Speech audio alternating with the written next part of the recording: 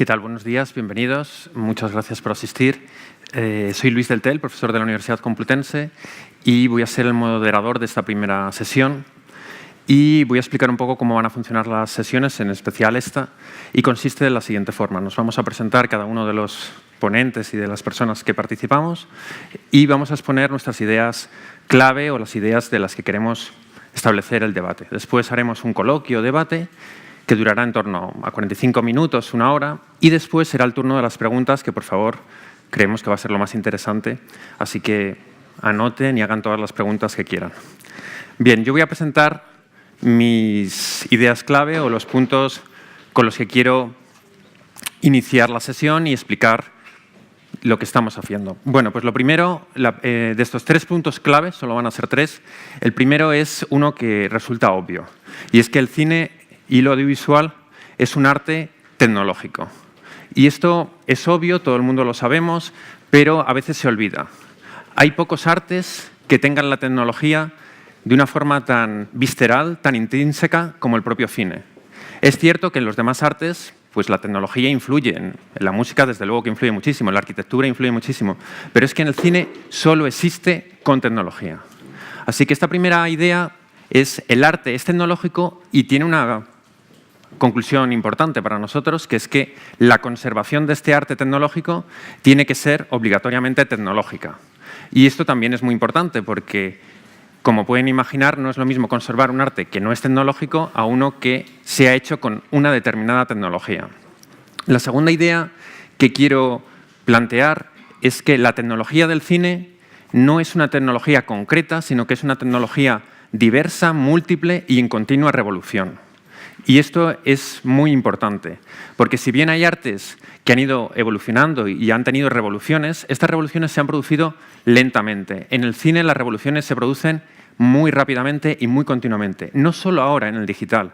Desde la misma generación del cine, de la palabra cine, ya era una revolución, porque había distintos modelos completamente distintos de hacer imágenes en movimiento. Por lo tanto, la tecnología ha influido siempre y ha sido una revolución constante. No ha habido en la historia del cine casi ningún director que hiciese todas sus películas con el mismo formato. Los que aprendieron a hacer cine en el periodo mudo tuvieron que pasar al cine sonoro. Los que aprendieron a hacer cine sonoro de los años 30 tuvieron que adaptarse a los distintos formatos de los 40 y de los 50 o incluso a la televisión. Los que empezaron a la televisión tuvieron que adaptarse al vídeo, al cine o incluso a Internet. Es decir, es continuo el cambio. Uno de nuestros ponentes, que viene del Festival de San Sebastián, escuchó, o bueno, no sé si escuchó, pero yo sí lo escuché en San Sebastián, en las entrevistas al ganador del festival, que fue Isaac Lacuesta, que él, como director, explicaba que de esta tecnología múltiple y revolucionaria, él ha tenido que robar sus películas en 40 formatos distintos. Imagínense lo que es 40 formatos y 40 modelos distintos para ser conservados. Es un reto enorme. Además, este reto conlleva una dificultad extra, y es que, como es un arte tecnológico, como es un arte que requiere nuevas invenciones, lo primero que se inventa es el aparato tecnológico, pero no la conservación de ese aparato. El 80% del cine, del primer cine, hasta la llegada del sonido, se ha perdido.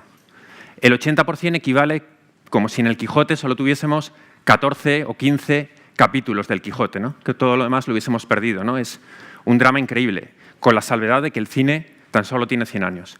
Mi tercera y última idea que me gustaría plantear antes del coloquio es que la conservación, la restauración, desgraciadamente, si se quiere hacer bien, es cara.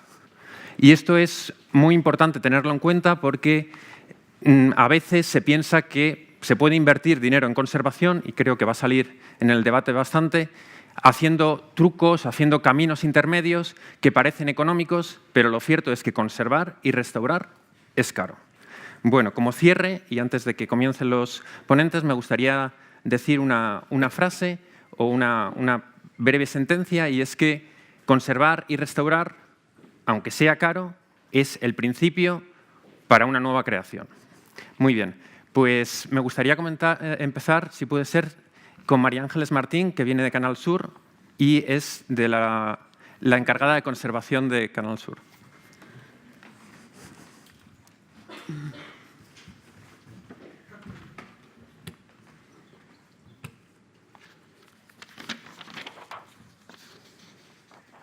Buenos días y gracias por la invitación del Instituto. Pertenezco a un grupo de instituciones un poco particulares, porque en realidad las televisiones públicas y privadas de ámbito nacional acumulamos millones de horas de grabación, pero la creación de estas instituciones no está ligada a la creación de un archivo, sino precisamente a la producción. Y en la misma producción está nuestra condena. Tenemos que conservarla porque eso es lo que dicen las leyes. Y además, si da la casualidad de que eres una televisión pública, tienes la obligación de permitir de alguna manera el acceso. Un acceso a demanda, que es lo habitual en una biblioteca, pero no en una institución que está dedicada a la producción. Como os decía, nuestra finalidad es producir, no conservar, y en la ley de creación de Canal Sur, que tiene ya 30 años, pues en esta ley podemos aprender mucho de cómo ha evolucionado el mercado, ¿no? Que en el día a día no nos damos tanta cuenta. En esta ley dice que la televisión es un instrumento fundamental de información y participación de todos los andaluces en la vida política, cultural, educativa, social de Andalucía. Como en estos 30 años han cambiado muchas cosas, también cambió la ley y en el 2007 nos encontramos con algo ya muy diferente. En la ley, en el artículo 4, habla de los principios inspiradores y función del servicio público y hay varios puntos dedicados ya a archivo. Dice que esta institución tiene que preservar la diversidad cultural de Andalucía, sus tradiciones y que además su producción constituye un patrimonio cultural e inmaterial. Y hay un punto ya concreto en el que dice que tenemos obligación de velar por la conservación de los archivos históricos audiovisuales. Todo esto queda en el aire, porque no está reglamentado cómo se accede o cómo se difunde, que no sean las propias emisiones.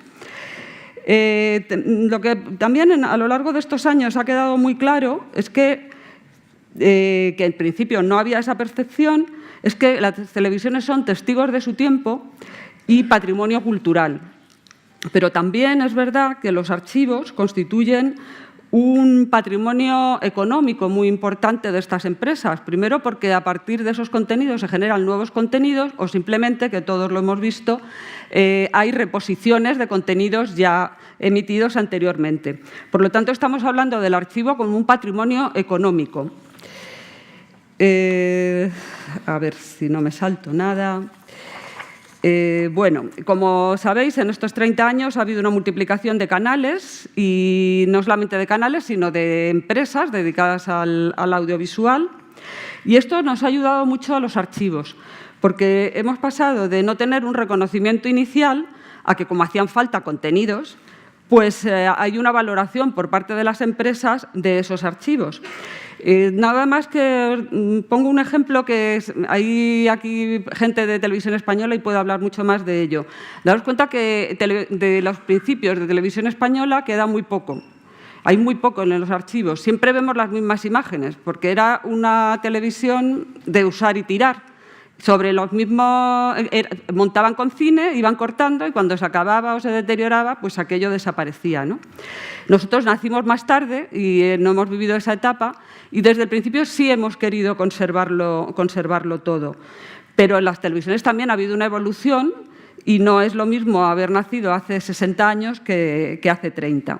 En el caso de Canal Sur, enseguida surgió un segundo canal, que es Canal 2, un canal satélite, Andalucía Televisión, y luego llegó la gran revolución para nosotros, que fueron las desconexiones provinciales. Canal Sur tiene un centro de producción en cada una de las provincias y se emiten 2 informativos diarios desde las mismas. ¿Esto qué implica? Un gran esfuerzo de producción y además hay archivos independientes coordinados desde Sevilla en cada una de las provincias. Tiene también una gran ventaja, es la proximidad.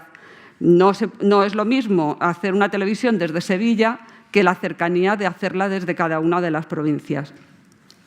Pero tiene sus complicaciones a la hora de conservarlo. Más tarde, en el 2015, apareció otro nuevo canal, que es ATV, y además tenemos canales multimedia. En realidad somos una televisión pequeña, modesta, y de estas ampliaciones y multitudes de canales, pues seguro que puede hablar mucho más la gente de Televisión Española. Lo que yo creo que ocurre en Canal Sur y en cualquier televisión es que los trabajadores de documentación somos conscientes de custodiar un patrimonio audiovisual generado a diario por la producción de la empresa y que en nuestro caso es el mayor fondo de imágenes de y sobre Andalucía. Somos conscientes de que es la memoria audiovisual de Andalucía de los últimos 30 años.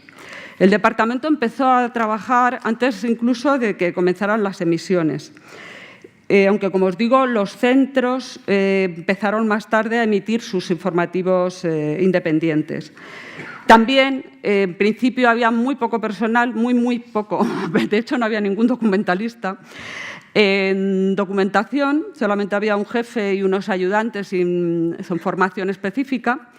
Eso cambió enseguida y ya para 2003, hace 15 años, se dotó de documentalistas a cada una de las 8 delegaciones.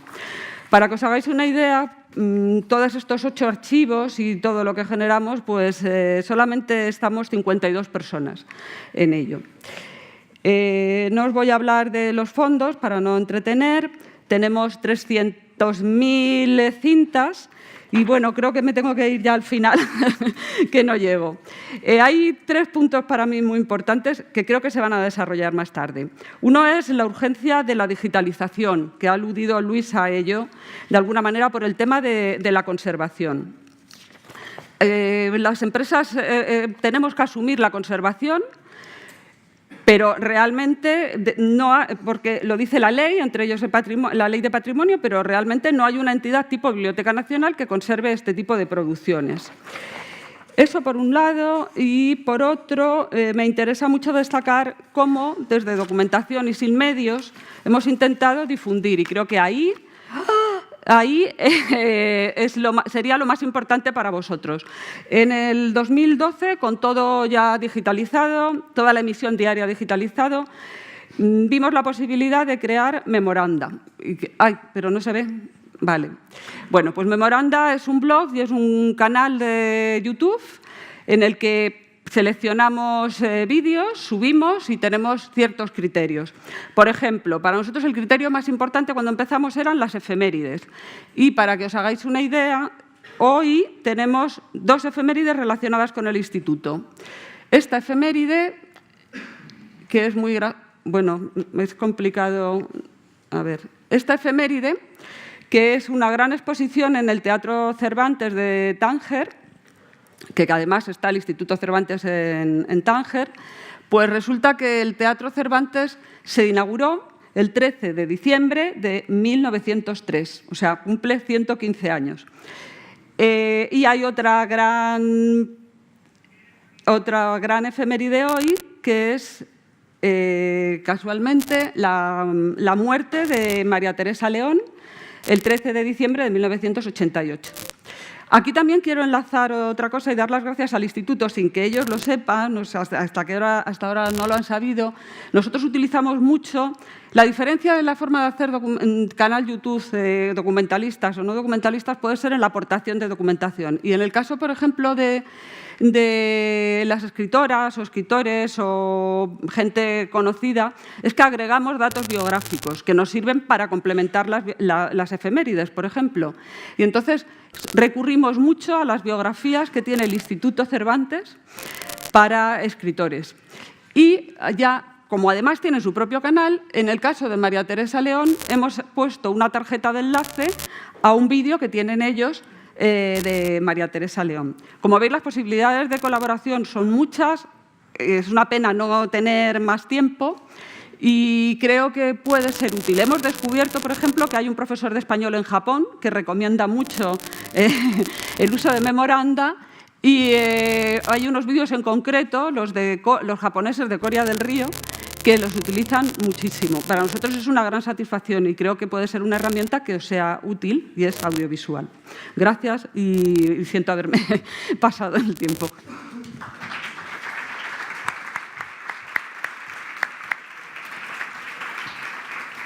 Muy bien, pues ahora es la presentación de Pablo Laparra, que viene como coordinador de Cinemaldi A70, como coordinador de investigación del Departamento de Cinemaldi A70 del Festival de San Sebastián y también como coordinador de investigación de la Escuela de Cine Elías Querejeta.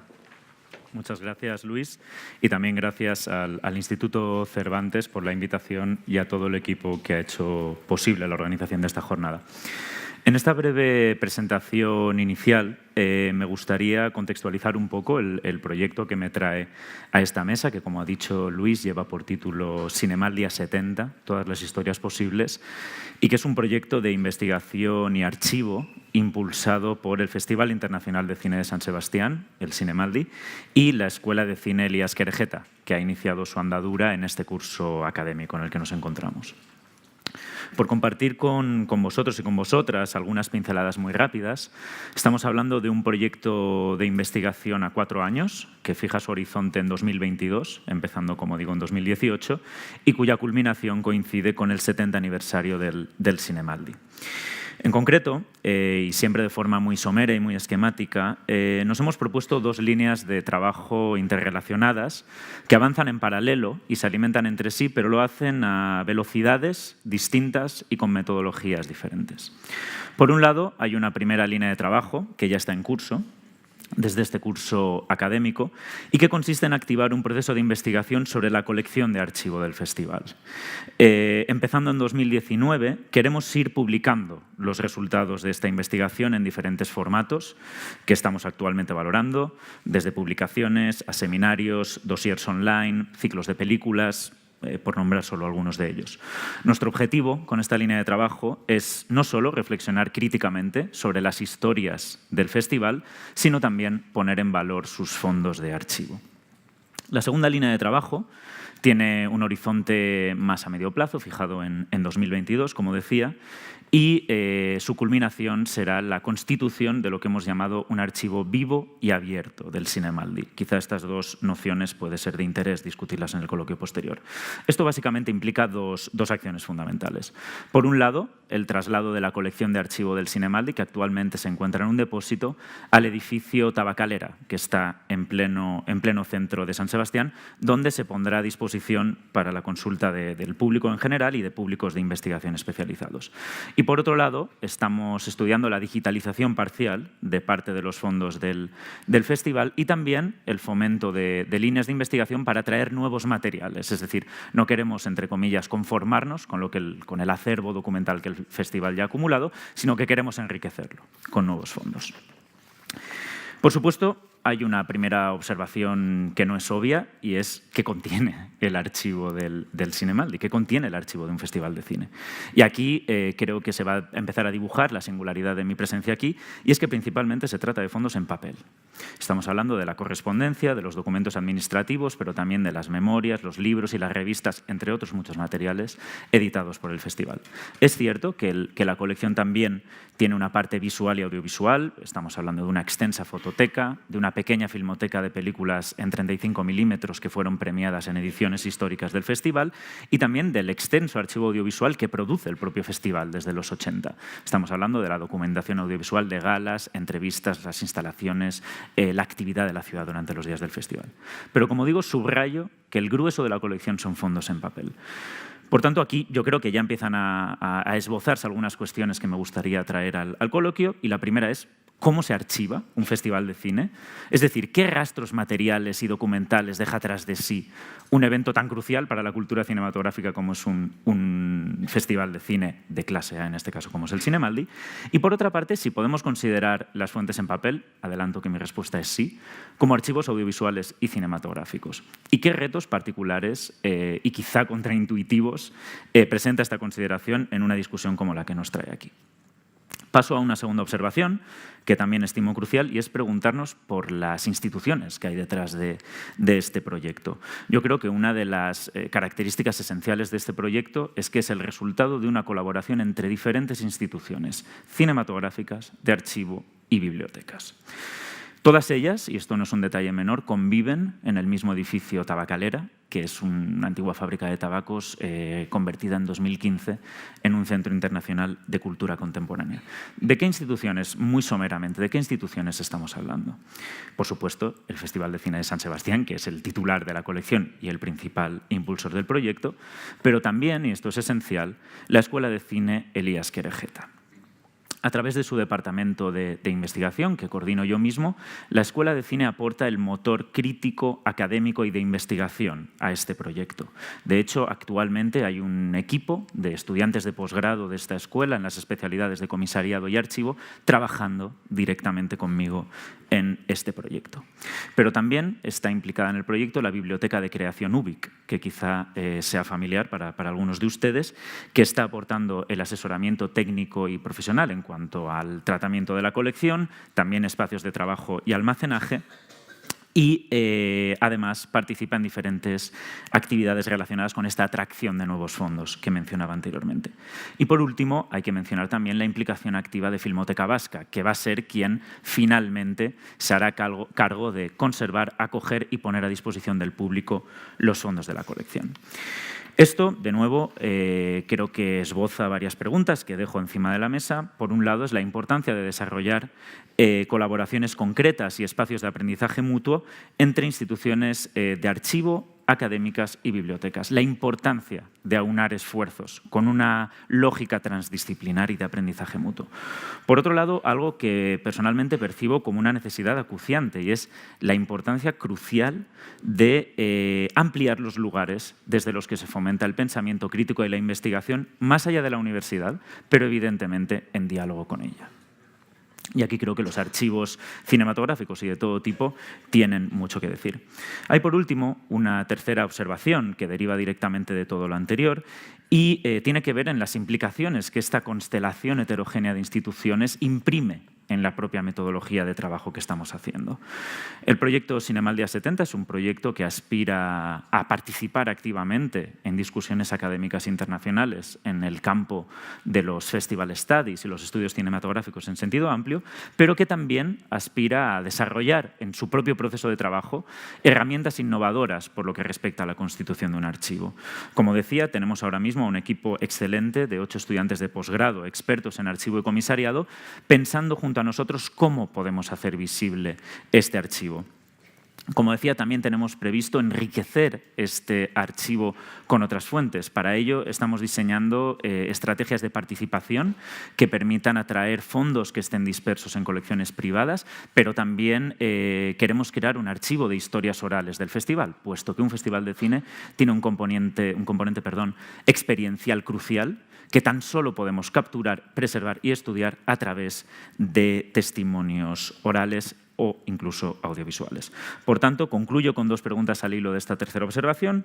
La primera sería ¿cómo podemos imaginar y poner en práctica estos intercambios entre investigación, comisariado y archivo que activamente estamos intentando promover desde el festival y la Escuela de Cine? Y, por tanto, ¿qué querría decir esta idea que adelantaba al principio de crear un archivo vivo y abierto y qué modelos estamos estudiando en este sentido? Muchísimas gracias. Sí. No importa. Muy bien, pues el siguiente ponente va a ser Víctor Berlín, que es cofundador y codirector de la plataforma PLAT. Vale. Gracias, Luis. Gracias a todos también y a todas por asistir hoy aquí en esta sala llena. Pensaba poneros aquí nuestra web. Un momento. No sé. Bien, bueno, ahora nos la conectarán desde realización. Muchas gracias de nuevo. Voy a intentar ajustarme el tiempo y en 5 minutos esbozaros un poco las ideas de fuerza que hay detrás de nuestro proyecto, plat.tv, que está a punto de cumplir unos 5 años y que es un archivo fílmico online que está basado en dar visibilidad a ciertos productos culturales que tienen que ver con la diversidad audiovisual. PLAT es una iniciativa de la Asociación Quinora que está dedicada a la alfabetización, difusión e investigación audiovisual y surge después de 2 años de encuentros con autores cinematográficos, con críticos, con agentes un poco del sector cinematográfico en la búsqueda de qué problemáticas comunes teníamos y cómo podíamos darle solución desde el punto de vista de lo colectivo.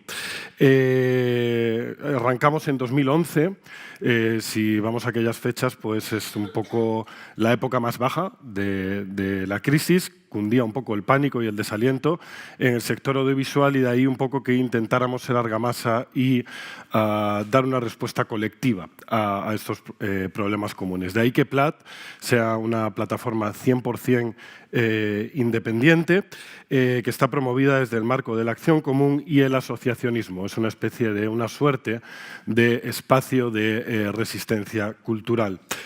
Aquí conviene advertir que nosotros trabajamos con un tipo de cine que es un tipo de cine que no se valora dentro de los parámetros clásicos industriales de inversión, de número de puestos de trabajo, etc. Sin embargo, si lo valoramos desde los parámetros artísticos y de patrimonio, seguro que tenemos un tipo de cine que ofrece un gran valor cultural y que utiliza y explora contenidos y narrativas que son poco usuales en la historia de nuestra cinematografía. Un cine cuya producción crece año tras año, un cine que cosecha éxitos importantes en festivales internacionales, pero que continuaba siendo inaccesible para el público. Un cine, por lo tanto, totalmente invisibilizado y constreñido a un circuito endogámico formado por la gente, los profesionales que acudimos a festivales o por la prensa especializada. De ahí que el objetivo fundamental que nos marcamos en nuestro arranque fuera el de aprovechar todo el potencial que nos ofrece Internet para dar una visión plural del cine español y ampliar su público más allá de los circuitos especializados. 2 cuestiones que consideramos muy importantes en su momento, urgentes y que de algún modo no se estaba dando respuesta ni desde lo público ni desde lo privado. Así, desde la humildad, sin una intención científica ni exhaustiva, sin tener unos conocimientos especializados en documentación, ni unos criterios organizativos muy claros más allá de los que nos dicta el propio sentido común, nos propusimos poner en marcha este archivo fílmico online basado en el libre acceso a contenidos, es decir, que es gratuito y no requiere ni suscripción ni ningún tipo de pago ni ningún tipo de registro. Es decir, que nos alineamos un poco con las tesis de la cultura libre. Dentro de esta experiencia basada en la cultura libre, pensamos además que era importante poder sostener este proyecto a largo plazo y para ello pensamos que lo más útil sería prescindir un poco de los apoyos de lo público. Nosotros, si nos ponemos en ese paisaje de 2011, pues fue una época de recortes donde se dio al traste con muchos proyectos, con muchos festivales, donde se hundieron muchas industrias culturales y pensamos que nuestro proyecto tenía que vivir al margen, tenía que ser capaz de vivir al margen de este tipo de ayudas, que este tipo de ayudas no decidieran a medio y largo plazo la supervivencia de nuestro proyecto. De ahí que tuviéramos que diseñar una estructura tecnológica con costes muy ajustados. Además, nosotros también permanecemos ajenos a los contenidos publicitarios que, bueno, aunque lo inunden todo, pues todos los odiamos y deseamos también prescindir de ellos. Así, tras 2 años de gestación, lanzamos PLAT en abril del 2013 con 20 autores que se habían adherido a nuestra plataforma. Actualmente, 5 años después, tenemos 53 autores y más de 700 contenidos entre largometrajes, cortometrajes, ficción, no ficción, y tenemos uno de los catálogos más especializados en cine experimental español. El lanzamiento tuvo una muy buena aceptación. Nosotros teníamos un poco el miedo de cómo se iba a aceptar este tema de lo gratis, pero tuvo muy buena aceptación tanto por lo público como por los profesionales, como por la prensa especializada. Desde entonces perseguimos los siguientes objetivos. Como ya he comentado, dar una visión plural del cine español que combata esa desafección que suele sentir el público hacia nuestro cine, instigada muchas veces desde ciertos medios de comunicación, desde el desprecio político y desde otros estadios. Pasar, por otro lado, de la autoproducción a la autoexhibición, eliminando al máximo las barreras para facilitar este visionado de obras que normalmente no entran dentro de los cauces de distribución tradicionales, es decir, sacar las películas del cajón, que esas películas pasen a promocionar a los propios autores. Y por último, aunque no menos importante, un claro enfoque pedagógico que contribuya a intentar formar nuevos públicos y un enfoque pedagógico que además somos conscientes de que PLAT es una herramienta importante hoy en día en las escuelas de cine, en las universidades y en otros foros académicos de cara a formar nuevos cineastas y nuevos públicos que en un momento dado puedan demandar este cine en el futuro. Ya voy a ir terminando. En definitiva, PLAT es una apuesta por una cuestión muy importante que ya han comentado mis compañeros, es una apuesta por la diversidad audiovisual contra el discurso hegemónico que podéis imaginar actualmente de dónde proviene.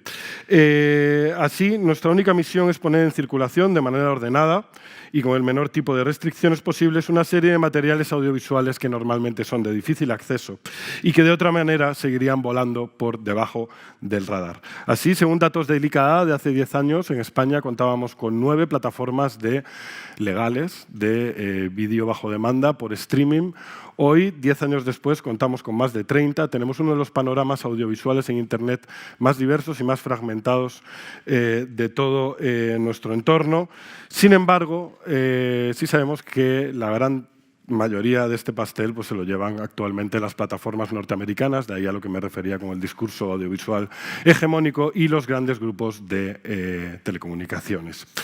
Dentro de esto, tenemos que tener en cuenta que sí hay un interés por adquirir nuevos contenidos por parte de todas estas plataformas, pero que, como podéis imaginar, esos contenidos están de por sí sesgados, ¿no?, a poder alcanzar ya de base a un público generalista, a un público muy mayoritario.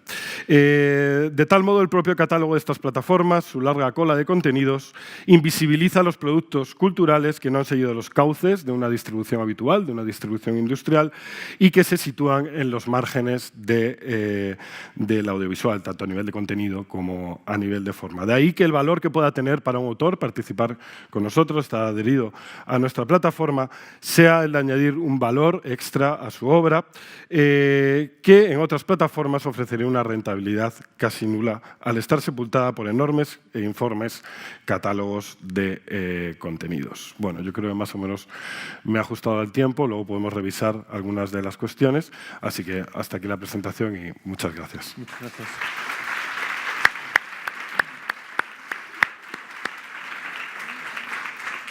Bueno, y nuestra última presentación es Esteve Riambau, que viene de la Filmoteca de Cataluña, es el director de la Filmoteca.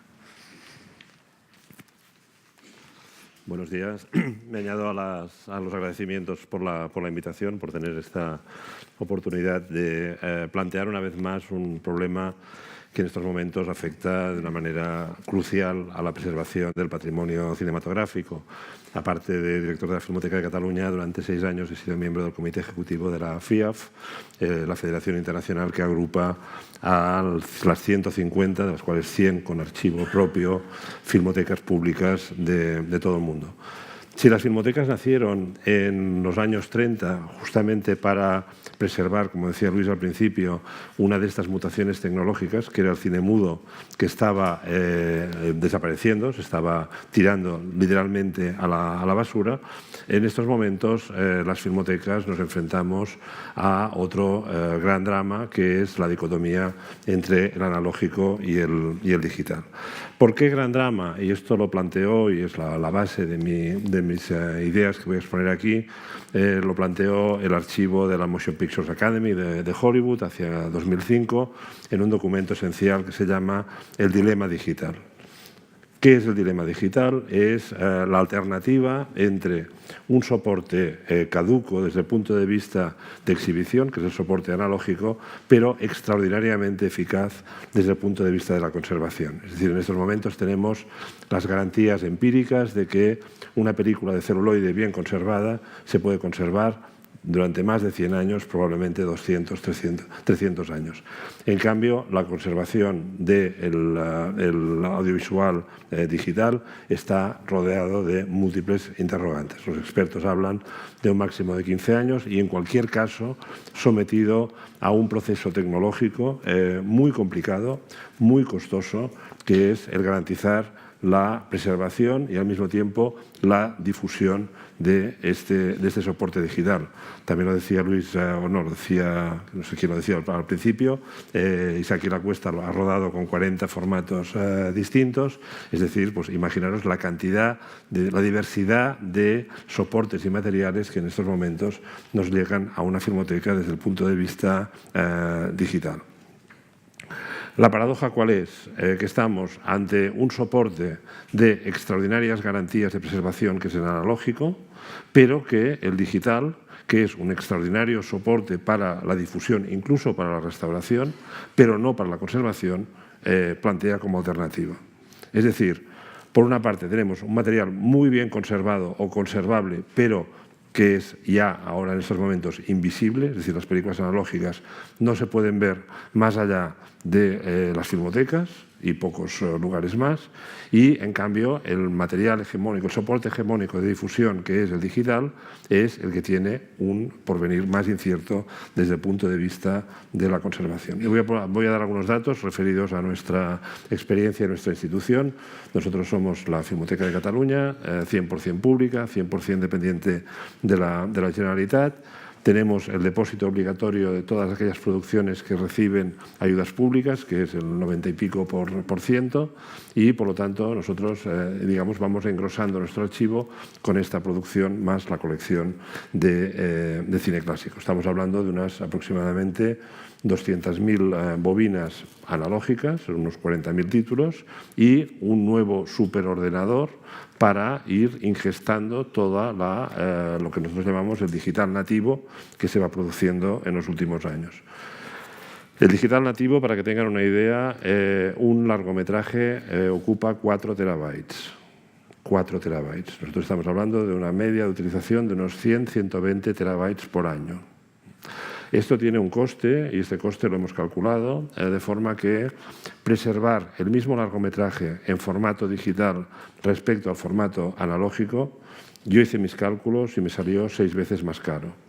Lo consulté, lo compulsé con Beatriz de Paz, que es la jefa de colecciones del Centre National de Cinematografía de París, y ella me dijo, te equivocas, no son 6 veces, son 10 veces. 10 veces. Es decir, la panacea del digital como futuro, sí para la difusión, no para la preservación. Por un motivo de interrogante sobre su futuro, sobre su conservación, y por un motivo económico.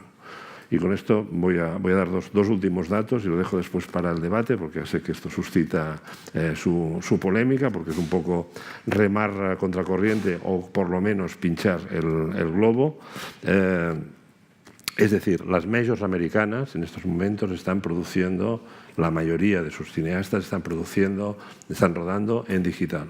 Automáticamente la major produce un negativo analógico de conservación, $30.000, para depositarlo en la Biblioteca del Congreso de Washington, porque no se fían del soporte digital como material de preservación. Este es un dato. El segundo dato, yo también he hecho nuestros cálculos. Frente a la pregunta del millón, ¿ya tenéis digitalizado todo vuestro archivo? Mi respuesta siempre es, por suerte no. Por suerte no, quiere decir que si lo hiciéramos, nuestro modesto, nuestro intermedio archivo, es decir, nosotros estamos hablando de 200.000 bobinas, Filmoteca Española tiene 800.000, y si nos vamos al British Film Institute, la Cinémathèque Française o la Filmoteca China tienen muchísimas más. Digitalizar nuestras 200.000 bobinas ocuparía el 40% de la memoria informática de toda la Generalitat de Cataluña, incluidos hospitales, escuelas, juzgados, que últimamente van muy cargados, etc. Es decir, estamos frente a una utopía imposible, frente a la cual lo que se plantea, es decir, la salida de este dilema es el canon. Y el canon es la selección de qué es lo que va a ser, no qué es lo que se va a conservar. El otro día intervenía en un artículo que publicaba El País. El titular no es, salvar las películas es un titular en estos momentos erróneo. Las películas, desde el momento en que están en soporte analógico, están salvadas. Las que no están salvadas son las digitales. Y, por lo tanto, lo que hay que hacer es decidir cuáles van a ser visibles e invertir en aquellas que queramos visibilizar. Y eso solamente puede pasar por un pacto entre las administraciones públicas y los propietarios de los derechos con las filmotecas como estamento cualificado, tecnológicamente intermedio, para proceder a este proceso, digamos, no de restauración, este es otro término muy confuso, sino de digitalización para la visibilización del patrimonio analógico y la conservación del patrimonio digital. Lo dejo de momento aquí y después continuamos. Muchas gracias.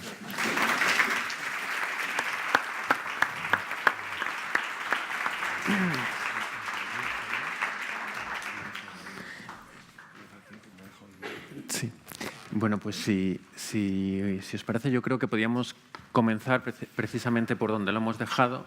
Y yo una pregunta que os plantearía tal vez a Esteba, porque acaba de bajar, pero que me gustaría que respondierais todos, es precisamente en este problema de qué digitalizar o qué no digitalizar, porque también lo habías planteado, Pablo, ¿cómo podemos hacer esa prioridad? ¿Por qué salvar? ¿No? O por qué... Claro, porque es muy difícil, porque además, como también decía Víctor, tenemos el problema de, es que a lo mejor si escogemos salvar, estamos escogiendo salvar lo que quieren las mayors o lo que quieren la opinión general, en fin, no sé cómo os lo planteáis. No, pero perdona, déjame matizar. No sé si ¿se oye? Sí. Déjame matizar de nuevo. Es decir, salvar ya está salvado. Es decir, el término salvar hay que aplicarlo a otro concepto que es la multiplicación de las horas de producción que en estos momentos hay. Es decir, en estos momentos, ¿cuántas cámaras con posibilidad de generar material digital hay? Una por cada uno, por lo menos una por cada uno de los aquí presentes. ¿Vamos a preservarlo todo? Esta es la primera pregunta. Y este es el salvar. Otra cuestión, por motivos estrictamente económicos. Nosotros somos Filmoteca de Cataluña. Y en nuestro caso, como el caso de Canal Sur, TV3, la televisión pública catalana, tiene su propio departamento de comunicación, pero de conservación y de documentación, pero las pobres televisiones locales no lo tienen y van absolutamente desesperadas buscando a alguien que les conserve. En Francia tienen una institución, que es el INA, el Instituto Nacional del Audiovisual, que se ocupa justamente de esta parte del patrimonio audiovisual. Esto en España no existe. ¿Qué pasa con toda la inmensa producción, y estoy pensando ahora en San Sebastián, del material analógico magnético de Umatics y Betacams, etcétera, de los años 80-90? Esto no hay quien lo salve. Es decir, digitalizarlo, normalmente te encuentras con unos materiales absolutamente deteriorados y de ninguna vida. Es decir, la pregunta, salvar quiere decir esto. La pregunta que tú hacías es ¿qué es lo que visibilizamos? Evidentemente que hay otras filmotecas que son las filmotecas privadas, la Warner tiene su filmoteca, la Pathé tiene su filmoteca, y entonces ellos sí que se preocupan, digamos, de, como negocio, visibilizar su patrimonio.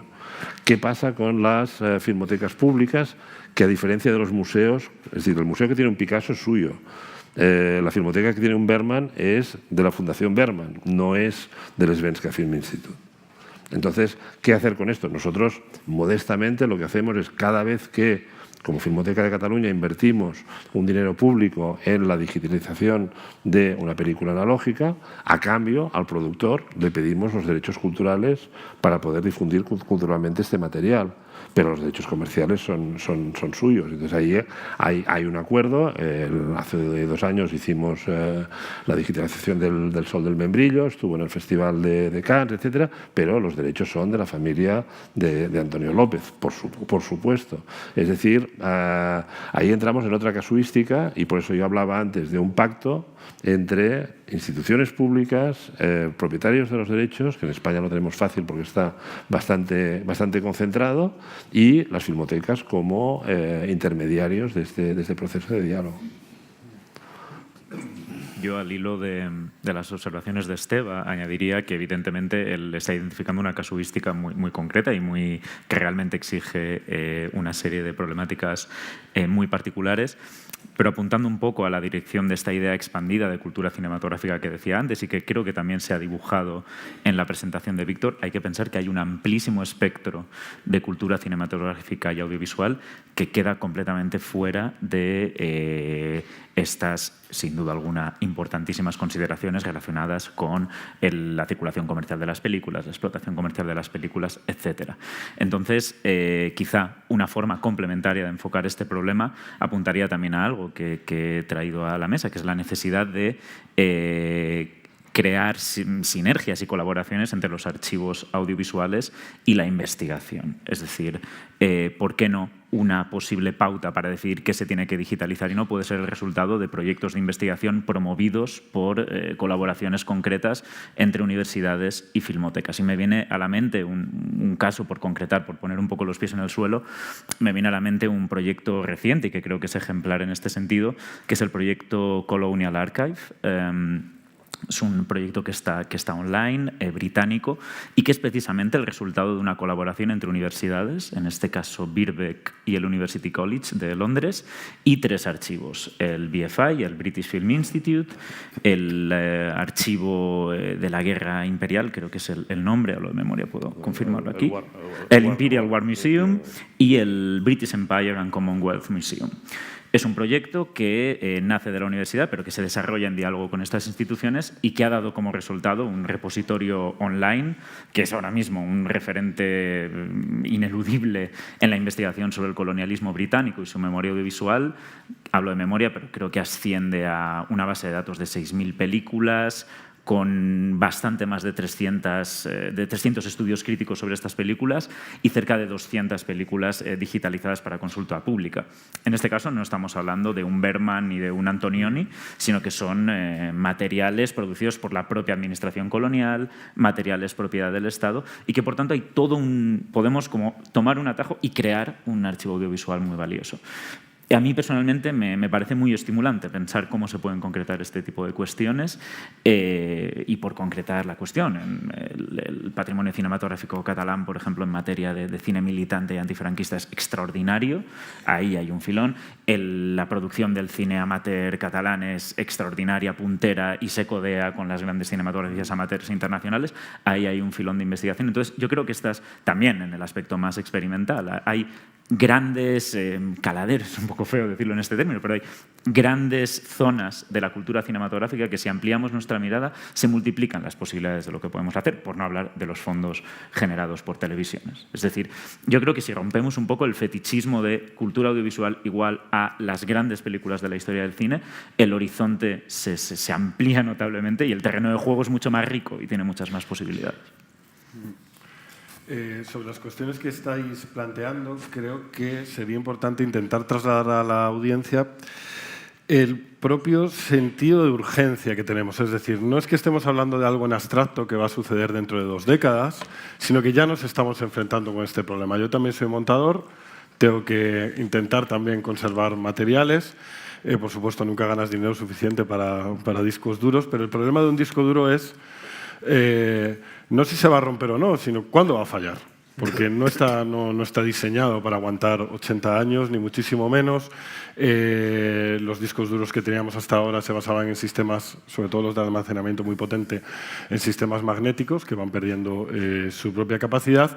Y es habitual que cuando intentas recurrir a los archivos de una película que ya tiene 10 años o que tiene unos 15 años, empiezan a producirse aberraciones. Hay partes de esos archivos que ya no se pueden ver, hay planos que están en blanco, aberraciones que ni el propio ordenador sabe interpretar muy bien dónde están, ¿no? Y esto ya no tiene solución. Es una información que se ha perdido. Es un poco como sucede con las Betacam, ¿no? Cuando empiezan el proceso de desmagnetización. Más o menos el sistema magnético creo que tiene un soporte de unos 10 años de aguante antes de empezar a perder una calidad importante. Nosotros llevamos sumergidos en lo digital unos 15 años aproximadamente, trabajando, por supuesto, con una gran diversidad de formatos, que este es otro de los problemas, ¿no? ¿Cuál es el códec de referencia? No tenemos un códec de referencia.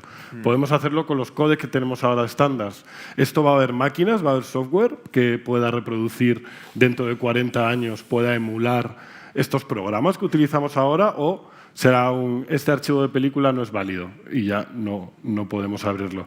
A lo que me refiero es que ya se está produciendo una pérdida de patrimonio, sobre todo en, digamos, por resumirlo rápidamente, en este cine más pobre, ¿no? Que no tiene esa capacidad de llegada, y que cada año que pasa este problema se agrava porque nos enfrentamos también a que la producción aumenta constantemente. Solo en los últimos 5 años parece que hemos llegado a una especie de consenso con los intermediates de los DCPs, con el DCP, pero esto tampoco nos está dando unas garantías, no es un modelo que tengamos ya contrastado de 100 años de conservación que ya podemos demostrar. Entonces es un problema muy grave al que tampoco se está logrando dar una solución desde organismos internacionales especializados.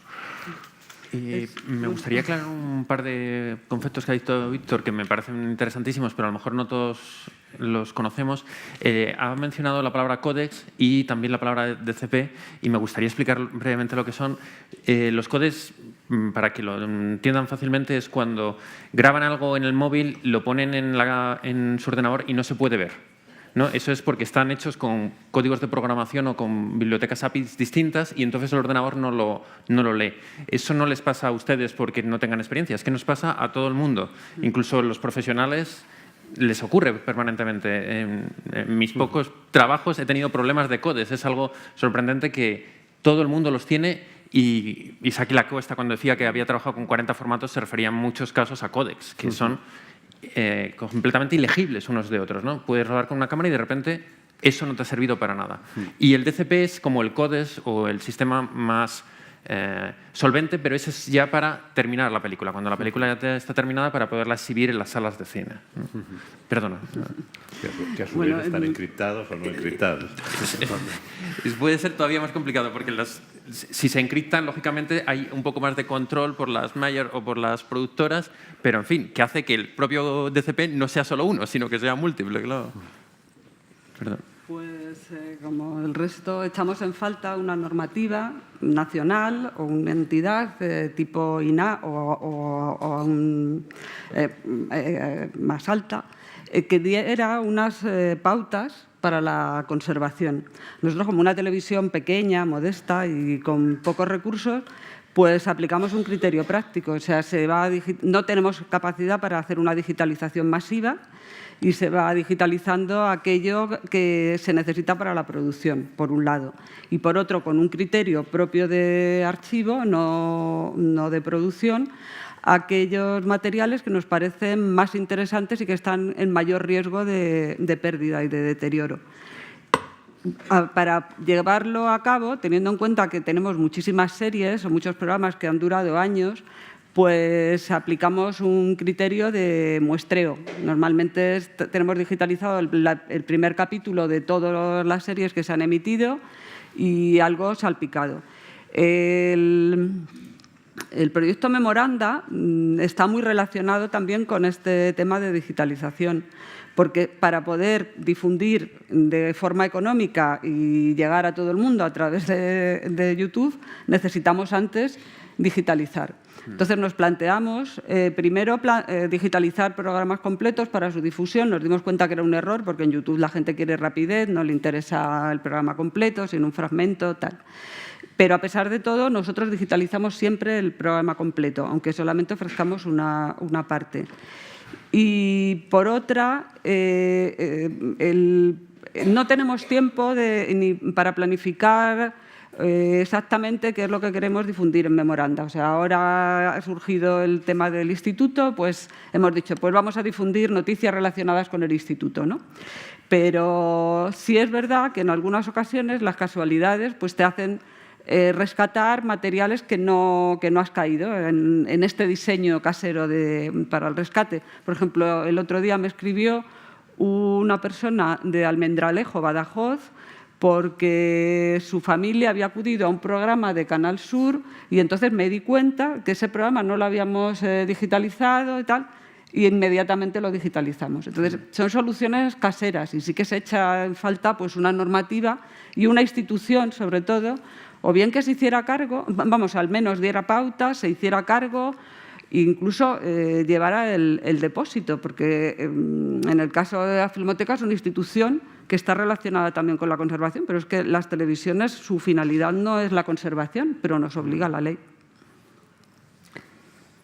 Yo pienso que al hilo de todo esto, quizá por abrir otra línea de fuga extraordinariamente compleja, pero está el tema de la formación. Es decir, sabemos que el analógico es un soporte estable para la conservación, pero ¿quiénes son las personas formadas en esos necesarios saberes y conocimientos y técnicas para llevar a cabo esa conservación?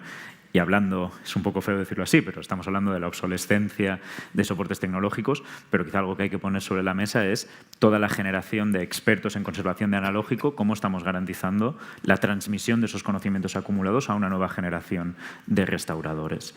En este sentido, yo creo que hay un síntoma muy ilustrativo y muy claro, y es que si una persona aspiraba hasta este año, y diré por qué hasta este año, a formarse específicamente en conservación, restauración y preservación de soportes cinematográficos y audiovisuales, tenía que irse o bien a Ámsterdam, o bien a Berlín, o bien a Rochester en Estados Unidos, o a Tisch en NYU. La escuela Elías Querejeta, cuyo departamento de investigación estoy coordinando yo y un poco representando aquí, ha ofertado desde este año un posgrado especializado en la conservación y la restauración de archivos fílmicos, coordinado por Clara Sánchez de ESA. Y yo pienso que esta es una dirección crucial. Y de nuevo apunta a estas colaboraciones entre instituciones. Detrás de este posgrado, como apoyo institucional del mismo, está la Filmoteca Vasca. Es decir, un poco el intento de la Escuela de Cine Elías Querejeta es, aprovechando esta convivencia en el edificio de Tabacalera, de un proyecto audiovisual propio del proyecto cultural de Tabacalera, de Filmoteca Vasca y del Festival de Cine, ofertar 3 posgrados que deben formar a los profesionales correspondientes de estos 3 ámbitos en conservación, comisariado y creación. De hecho, bueno, por lo que podemos leer en declaraciones recientes del nuevo director de Filmoteca Española, José Chocerdán, que él mismo, como Esteba, es una persona que viene del mundo de la investigación académica y universitaria, parece ser que también es un horizonte, tendremos que ver cómo se concreta, pero el reforzar estas conexiones entre filmoteca, universidad, formación, porque son absolutamente cruciales, en mi opinión. No, yo creo que yo ahí discrepo porque creo que, lo he dicho antes, es decir, la oferta de trabajo de filmotecas con archivo, con material analógico en el sector público son un centenar en todo el mundo. Entonces, por lo tanto, digamos, la oferta no es muy abundante y, en cambio, sí que hay diversas instituciones, tú has mencionado alguna, pero hay una esencial que es la Summer School de Bolonia, con el apoyo de la FIAF. La FIAF también hace campañas de formación de expertos en conservación analógica en países del tercer mundo. Primero hubo una campaña muy importante en África y últimamente en la India y en Sri Lanka. Por lo tanto, ahí yo no le veo que haya mayores problemas. Es decir, no vamos a dejar de conservar por falta de conservadores. Que en el caso de España, después de la jubilación de Álvaro del Amo, haya habido un impasse, etcétera, pero siguen surgiendo nuevos profesionales y excelentes. Yo ahí no le veo mayores problemas. Lo que sí le veo, y vuelvo al tema de la digitalización, cuando desde Canal Sur se hablaba de estamos digitalizando, la otra pregunta es ¿cómo estamos digitalizando? Porque, es decir, no olvidemos que buena parte de esta mutación tecnológica del cine o del audiovisual, el motor principal es un motor económico, no tecnológico. Es decir, el sonido se inventa a principios de los años 10 y se implanta a finales de los años 20. Es decir, se implanta cuando a la Warner le interesa implantarlo. Punto. No cuando se inventa. Entonces, nosotros ya en su momento telecinamos a alta definición, etcétera, etcétera. En estos momentos, los materiales telecinados hace 20 años a alta definición, no hay ninguna televisión que los quiera. Entonces, en estos momentos, el estándar de digitalización, que son 2K, cualquier día desde Hollywood van a decir, señores, mañana 4K, y el que no esté 4K, el 2K no va a servir para nada. Por lo tanto, esta inversión sistemática en consumir aparatos de digitalización es fruto de una operación económica, no tecnológica. Y ¿dónde vamos? Es decir, en los festivales de cine, tú lo sabes muy bien, en Sitges, por ejemplo, han tenido que comprar un proyector digital de 4K porque el estreno de según qué película que viene de según qué major, si no es proyectado en 4K, no se puede proyectar. Y así se digitalizó todo el parque de salas a través de las versiones de Pero después del 4K, en estos momentos, ya existe el 8K. Por lo tanto, esta será una decisión de marketing que de un día para otro nos despertaremos a 4K o a 8K. Y mientras tanto, 50.000 iniciativas, todo el equipo de voluntarios y demás, al rescate del patrimonio, digitalizando como locos, algo que pasado mañana vamos a ver para qué sirve. Y luego yo creo que también ahí está un problema que desgraciadamente en el cine español es especialmente relevante, que es que al digitalizarse y no conservarse bien el negativo, en fin, se cambia la estética de las películas. Porque claro, cada digitalización quiere llegar a un estándar, pero ese estándar implica una estética distinta. Entonces, bueno, el cine es... Hay una frase que me pone los pelos de punta, que dice, la hemos restaurado y la hemos mejorado. Claro. Y la hemos mejorado. Efectivamente. Me recuerda a estos restauradores aficionados que a veces surgen por ahí, que mejoran el original. A nosotros nos pasó. Nosotros restauramos Bilbao de Vigas Luna con el asesoramiento del director de fotografía de Vigas, etcétera, etcétera. Y entonces TV3 la quiso proyectar y dijo, es que es muy oscura, hay que aclararla. Digo, perdone, no es ni muy oscura ni poco oscura, es lo oscura que era porque la hemos restaurado tal como la rodó el director. Y esto o va así o no va, por más estándares que tengan de proyección en televisión. Lo siento mucho, pasen en otra película que pase en el Polo Norte, que habrá más luz, pero Bilbao es así y no... Sí, yo creo que ese es un problema bastante importante porque al final, si no se para esto, es que puede ser que toda la estética de una filmografía de un país entero sea la misma, que es la que da el criterio para ser emitida en ese momento en televisión o para el criterio que sea oportuno en ese momento. Y creo que es un poco... Por eso yo decía antes, las filmotecas como intermediarios cualificados para supervisar el proceso de digitalización o de restauración de las películas. A mí me gustaría, en este dilema digital que estamos planteando, también romper un poco a favor de lo digital, que todos estamos de acuerdo con lo digital, con que tiene cosas buenas. Y me gustaría, Víctor, precisamente vuestro proyecto es un proyecto que es digital en todos los sentidos, porque las películas sobre las que trabajáis son digitales y son películas, la mayoría de ellas son experimentales, ensayos audiovisuales... son películas que realmente es muy difícil verlas. Y gracias a Plat, pues yo personalmente he podido ver muchas. O sea que... Bueno, sobre esto hay que decir que la mayoría de contenidos sí tienen un origen digital y se terminan también en digital, pero que también contamos con otros autores que sí inician su peli en 16 milímetros o algún tipo de otro soporte cinematográfico y a la hora de postproducir ya se digitaliza y ya nunca vuelven al soporte cinematográfico. ¿Por qué? Porque no tienen pasta. Las mayores sí tienen pasta. Al final lo que se conserva históricamente es lo que gana en la historia, ¿no? Que ese es uno de los problemas que se plantea con qué elegimos realmente digitalizar. ¿Por qué tenemos que digitalizar tal película que ha costado 4 millones de euros y no digitalizamos ese archivo familiar? Nosotros dentro de 200 años no sabemos qué va a tener más valor. No lo sabemos. Tampoco sé, que es otra cuestión que podemos lanzar aquí de relevancia, tal vez haya reflexionado sobre ello, porque te atañe, es cómo se puede enfrentar un documentalista o un historiador a todos estos almacenes salvajes que estamos haciendo y que tendremos que meter bajo tierra.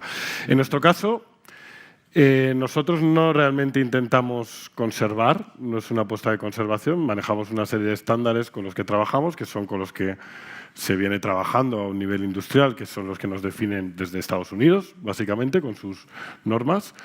Entonces, nuestra apuesta es más por poner en marcha. Nosotros siempre, por poner en marcha esto y que se pueda ver fuera del circuito especializado.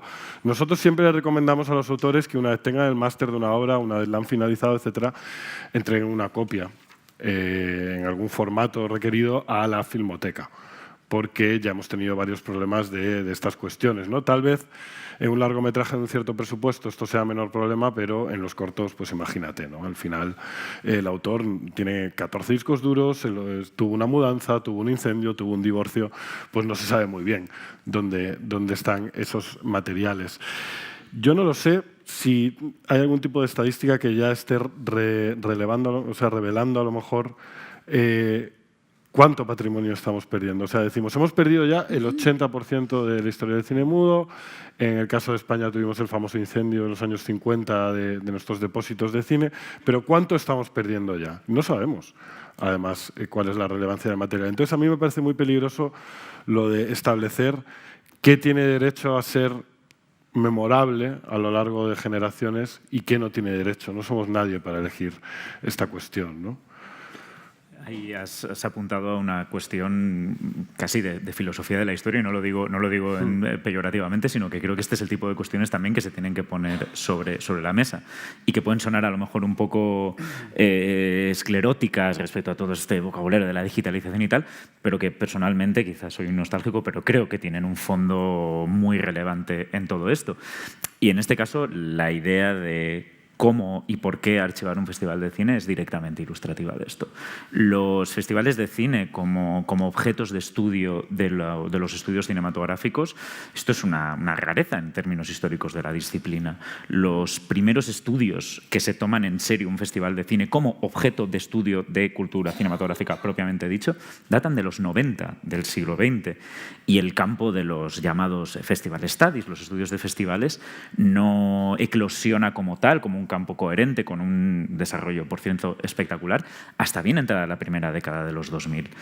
¿Qué sucede? Que hasta muy recientemente no se ha identificado el valor de conservar el archivo de un festival de cine. Se ha considerado que en todo caso sería un archivo de uso interno para el día a día, pero no un archivo con un valor histórico que merece la pena ser conservado. Hay un caso célebre, que es cuando el historiador alemán Nikolaus Schroeder en el año 2000 se propuso escribir una historia de la sección Forum de la Berlinale, una de las secciones históricamente y cinematográficamente más relevantes. Se encontró con que no había archivo, o sea, había sido destruido o descuidado o traspapelado porque no se había tenido esta conciencia de archivo y la conciencia de preservar esto. Entonces, esto apunta, es un problema grandísimo, también de la importancia de que no haya un diálogo de sordos entre el mundo de las políticas de archivo y el mundo de la investigación, sino que generemos intercambios mucho más fluidos y que la conversación esté mucho más al día para podernos anticipar a este tipo de circunstancias.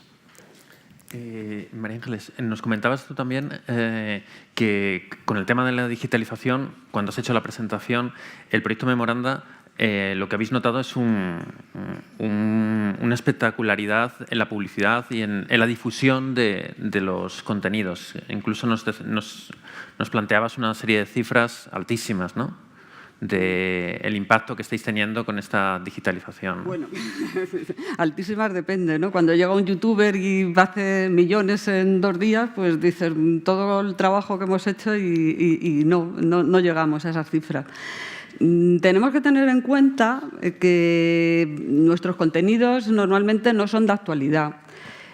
Hacemos a final de año un resumen de informativos, cogemos como 100 noticias que se hayan emitido tal cual, y es lo más ligado a la actualidad. Y ahí hemos comprobado, por ejemplo, pues que si se muere alguien, ese día cualquier vídeo que subas sobre ese alguien triunfa. Cuando tú a final de año subes la pieza que se ha dado en informativos sobre la muerte de ese alguien, no lo ve nadie. Entonces, subir vídeos de informativos pues tiene sentido si se suben pegados a la actualidad. Pero ¿qué ocurre? Que Canal Sur dispone de muchos canales de YouTube, cada uno con una función, Y bueno, el archivo no es subir la actualidad. Normalmente nosotros lo que subimos son antecedentes y sobre todo intentamos centrarnos en lo más antiguo, porque la gente a lo mejor lo ha grabado en VHS, se ha perdido ese documento, digamos, particular, y entonces nadie lo ha subido a YouTube, no ha habido difusión. Entonces, intentamos centrarnos en eso, pero nos encontramos con una gran dificultad. Seguro que hay que cambiarlo de formato y posiblemente esté en Betacam. Y el Betacam, que es un formato en el que comenzó Canal Sur en informativos, pues es un formato que se ha deteriorado muchísimo. ¿Ves? Ellos saben lo que es Betacam y saben que se ha deteriorado muchísimo.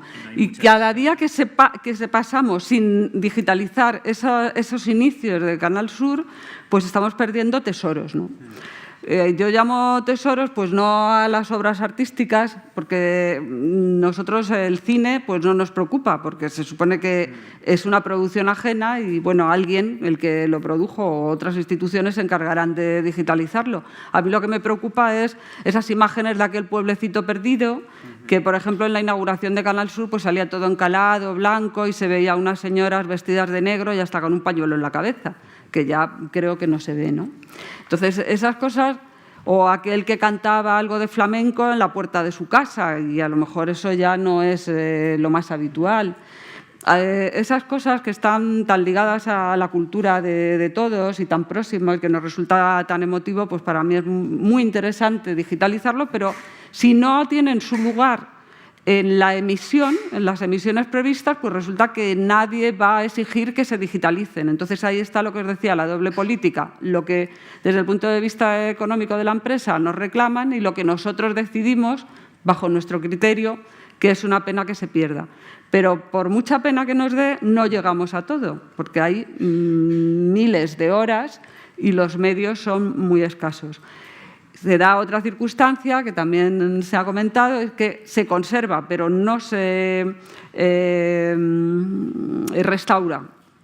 Entonces, es verdad que sí, que está el original, que no hay intervención, pero claro, el original se ve descolorido, se ve de aquella manera, pero bueno, nos intentamos conformar. Y respecto a en qué formato estamos salvándolo, pues lo salvamos en el formato de emisión, porque realmente es lo que tenemos disponible. Y como decía el compañero de la Filmoteca, pues cualquier formato es caro, o sea, no sabes cuánto va a durar, cada vez las duraciones son más cortas. Es muy caro porque implica una serie de tecnología muy cara de comprar, muy cara de mantener. Y una vez que se ha quedado obsoleto ese formato de emisión, ¿quién mantiene esa tecnología? Pues nos vemos obligados a mantenerla porque si no, no podemos leer esos documentos, ¿no? Todos los soportes cada vez son más complicados y ahora sí, es verdad que el estar digitalizado nos permite una difusión mayor y tal, pero cualquier formato digital también puede desaparecer en cuanto no tengamos las herramientas para su lectura, ¿no? Como decía Luis. Para nosotros, que no somos una institución dedicada a la difusión bajo demanda, como sería una biblioteca, pues haber encontrado una solución como memoranda, que quiere decir aquello que debe de recordarse, ¿no? Pues nos da satisfacciones, la verdad, pero tampoco es la gran solución. Y sí, tenemos casi, espero, sobre Reyes o así, espero que nos traigan los Reyes ya 100.000 suscriptores, que en YouTube 100.000 suscriptores pues ya es una cifra respetable, y tenemos 80 millones de reproducciones. Hay otro canal que no lo he comentado y que tal vez para educación o para bibliotecas es importante y tiene mucha aceptación, sobre todo en Latinoamérica, porque no hemos hablado de otro tema, y es que gracias al español es más fácil difundir nuestros documentos. Pues es un canal dedicado específicamente a educación, no nació en el Departamento de Documentación, nació en otro área de Canal Sur y ligado a la Consejería de Educación, pero como la Consejería consiguió otros medios más fáciles para difundir, por esto de que la tecnología cada vez facilita todo más, se casi abandonó y nosotros pues lo acogimos y lo alimentamos desde documentación, y es un canal que se ve claramente que se utiliza mucho en medios educativos, porque en las estadísticas de uso se ve que se utiliza mucho de lunes a viernes, sobre todo los viernes, se ve que ya para el cierre de semana pues se ofrecen contenidos más ligeros, y los fines de semana cae. Y es curioso porque la mayor aceptación, es más que en España, es en Latinoamérica. Y bueno, comparados esos dos canales, es un canal bastante más modesto que Memoranda, y comparados esos canales a canales pues, como el dedicado a un programa específico, como el de Toñi Moreno, que se llama Gente Maravillosa, que tiene 400.000 seguidores en un año y ya he perdido la cuenta de cuántos millones de reproducciones, pues claro, Memoranda es nada. Pero estamos hablando de un canal que está ligado a la actualidad, que lo presenta alguien muy popular y que además tiene una aceptación bárbara en Latinoamérica. No, son cámaras ocultas, tiene bueno, pues su gracia. Y realmente más del 50% de las reproducciones creo que son en Latinoamérica. Me doy cuenta también con Memoranda, que es lo que más sigo personalmente, la gran aceptación que tiene en América. Normalmente tenemos 1/3 de reproducciones, pero hay un canal específico de Canal Sur que es curioso, está dedicado a algo que ahora no es tan correcto, como Los Toros, que nació hace 2 meses, tiene ya más de 34.000 suscriptores, lleva varios millones de reproducciones y 2/3 de las reproducciones son en América, tanto del norte como del sur. Es curiosísimo, ¿no?, la capacidad de difusión que te da un medio como YouTube, y gracias además a la lengua. Muy bien. Me gustaría, antes de empezar el coloquio con ustedes, plantear un último tema que hemos estado tratando, que es que, claro, todos estos productos, o muchos de estos productos que hemos hablado, además tienen, aparte de todas las complejidades tecnológicas que ya hemos tratado, tienen la complejidad de que los derechos en el cine y en el audiovisual y los productos colaterales son realmente complejos, porque están los derechos del productor, que suele ser el propietario, los derechos del director como autor, los derechos del guionista como autor, dentro de poco o casi seguro los derechos del director de fotografía también como autor. En fin, al final hay tantos derechos en una película que no solo hay que conservar estas películas o incluso en el mejor de los casos restaurarlas, sino que también es una pequeña bomba de derechos, porque claro, hay que gestionarlos. No sé si queréis comentar algo, cómo son vuestras experiencias, cómo lo gestionáis. Yo lo he dicho al principio, nuestra característica, como todas las filmotecas públicas del mundo, somos instituciones públicas que preservamos material esencialmente privado, y en esto somos absolutamente rigurosos porque es como un banco, es decir, el dinero no es nuestro. Entonces nosotros tenemos nuestras cajas de seguridad para que unos clientes, además de forma gratuita, puedan depositar a custodia sus materiales. Entonces, a cambio de esto, nosotros tenemos una pequeña prebenda, que es la proyección de estos materiales en nuestra propia institución, etcétera, pero a la que sales de este ámbito hay que negociar continuamente los derechos. Y he puesto el ejemplo de que nosotros tenemos una serie de películas restauradas con dinero público que a cambio pedimos los derechos culturales, pero mediante contrato. Hay en estos momentos toda una campaña a nivel sobre todo europeo, más de la Asociación de Cinematecas Europeas que la mundial, que es alrededor de las obras huérfanas, es decir, las obras de las cuales se desconocen los derechos. Hay que ir con extraordinario tacto y rapidez, porque a la que te descuidas ya sale algún misterioso heredero por algún lado reclamando los derechos. Pero lo que tú decías, es decir, en estos momentos el derecho audiovisual, una película genera derechos de autor hasta los 70 años de la muerte de cualquiera de los 3 creadores, que son el director, el guionista y el músico. Documentales, por ejemplo, nosotros tenemos una importante colección de noticiarios de propaganda de la Guerra Civil. En estos momentos, a los 70 años, están pasando a dominio público.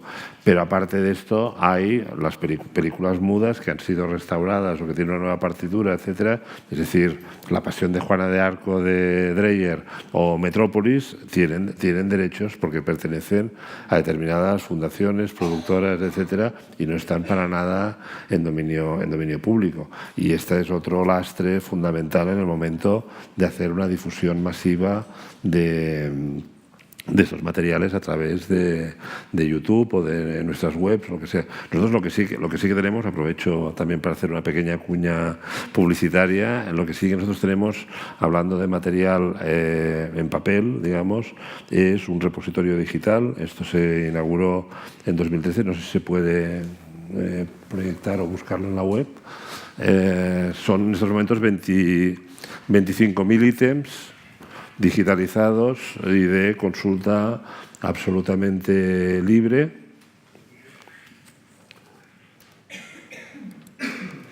Entre ellas, lo que sí que tenemos son toda la colección de revistas españolas de cine anteriores a la Guerra Civil Española, por lo tanto libres de derechas, que son consultables desde la... ¿No se puede? Vale. Pues no se puede. Filmoteca.cat, repositorio digital.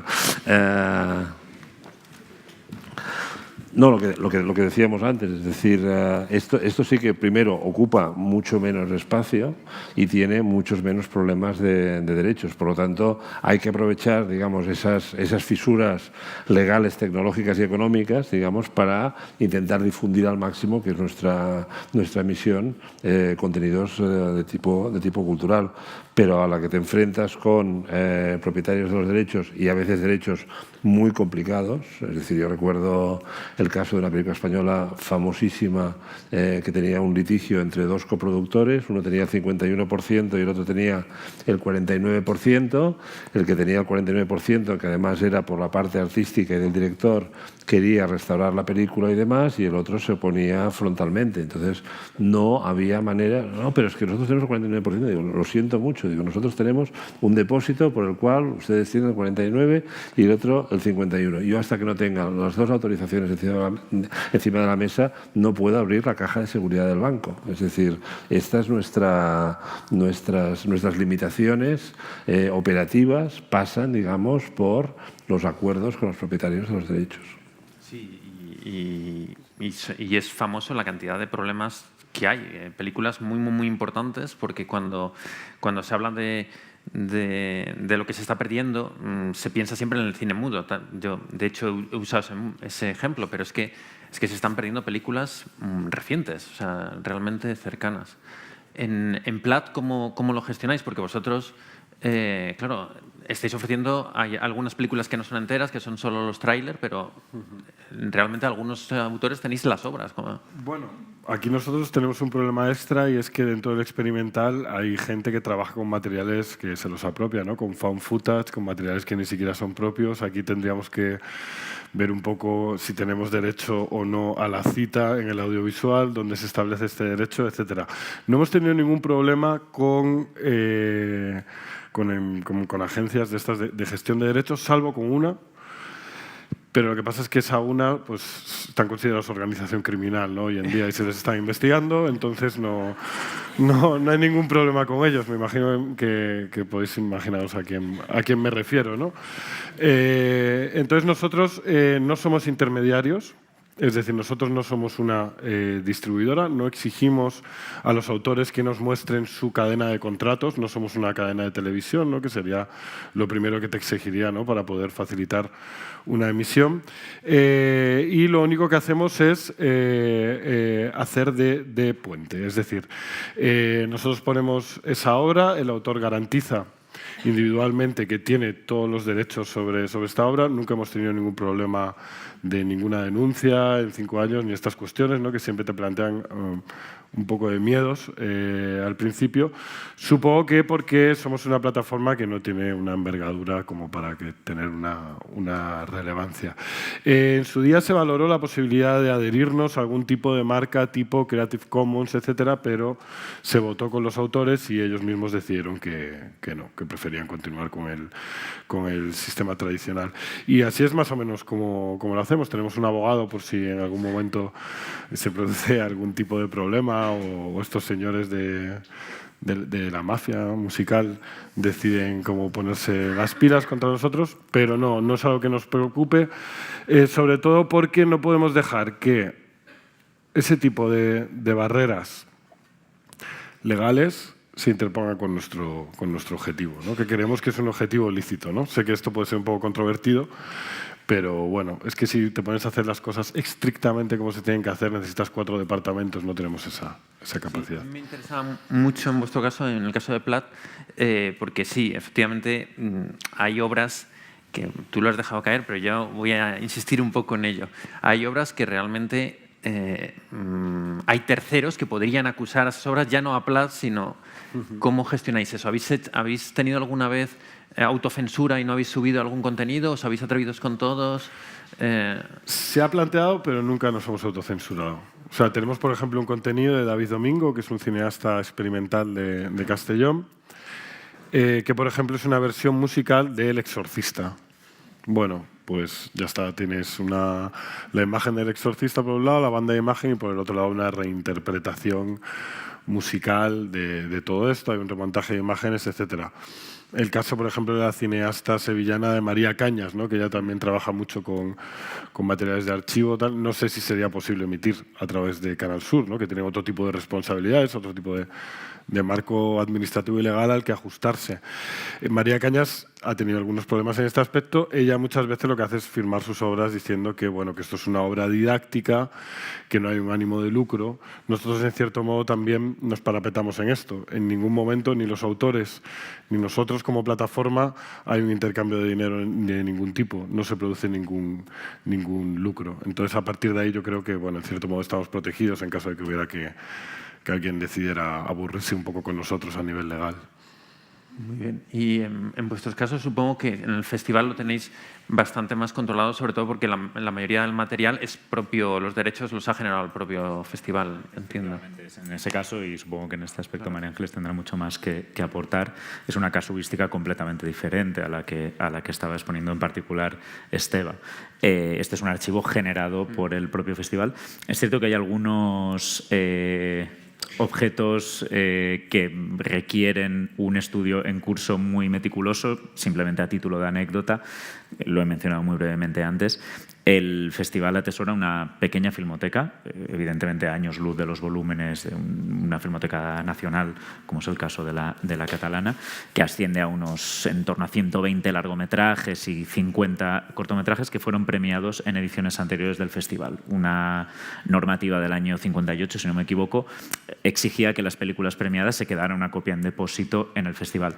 Por la propia naturaleza peculiar de un festival de cine, esto ha desembocado en que se conservan copias, digamos, raras, copias anteriores a su distribución comercial. Es decir, las películas fueron estrenadas y premiadas en el festival y luego la distribuidora, la gran major de turno, impuso unos cortes. Por citar dos highlights del archivo, es el caso de Vértigo de Hitchcock.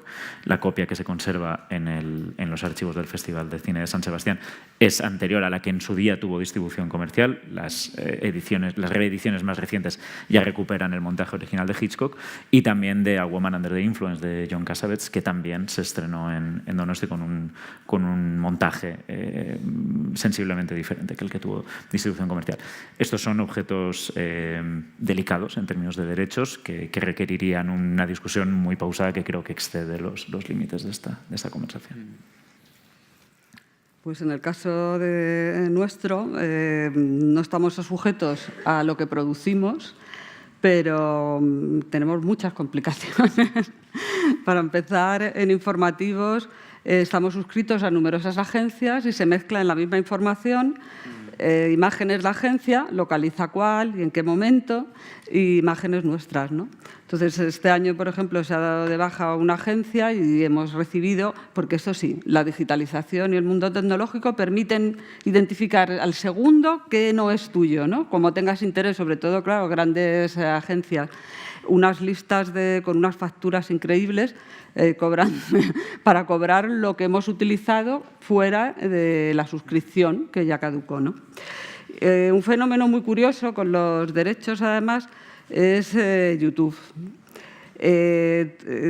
Tú subes, en el caso de Memoranda, nos tienen fichadísimos, tú subes unas imágenes que incluyen 10 segundos de audio, tipo, sobre todo, música, que tiene una reclamación por parte de no sé quién, y al instante te aparece que tiene una reclamación y además no te permite monetizar, porque claro, lo bueno de YouTube, siendo un usuario grande como somos nosotros, y además estamos dentro del partner de la FORTA, de la Federación de las Televisiones Autonómicas, pues es que monetizas y te pagan por lo que es tuyo.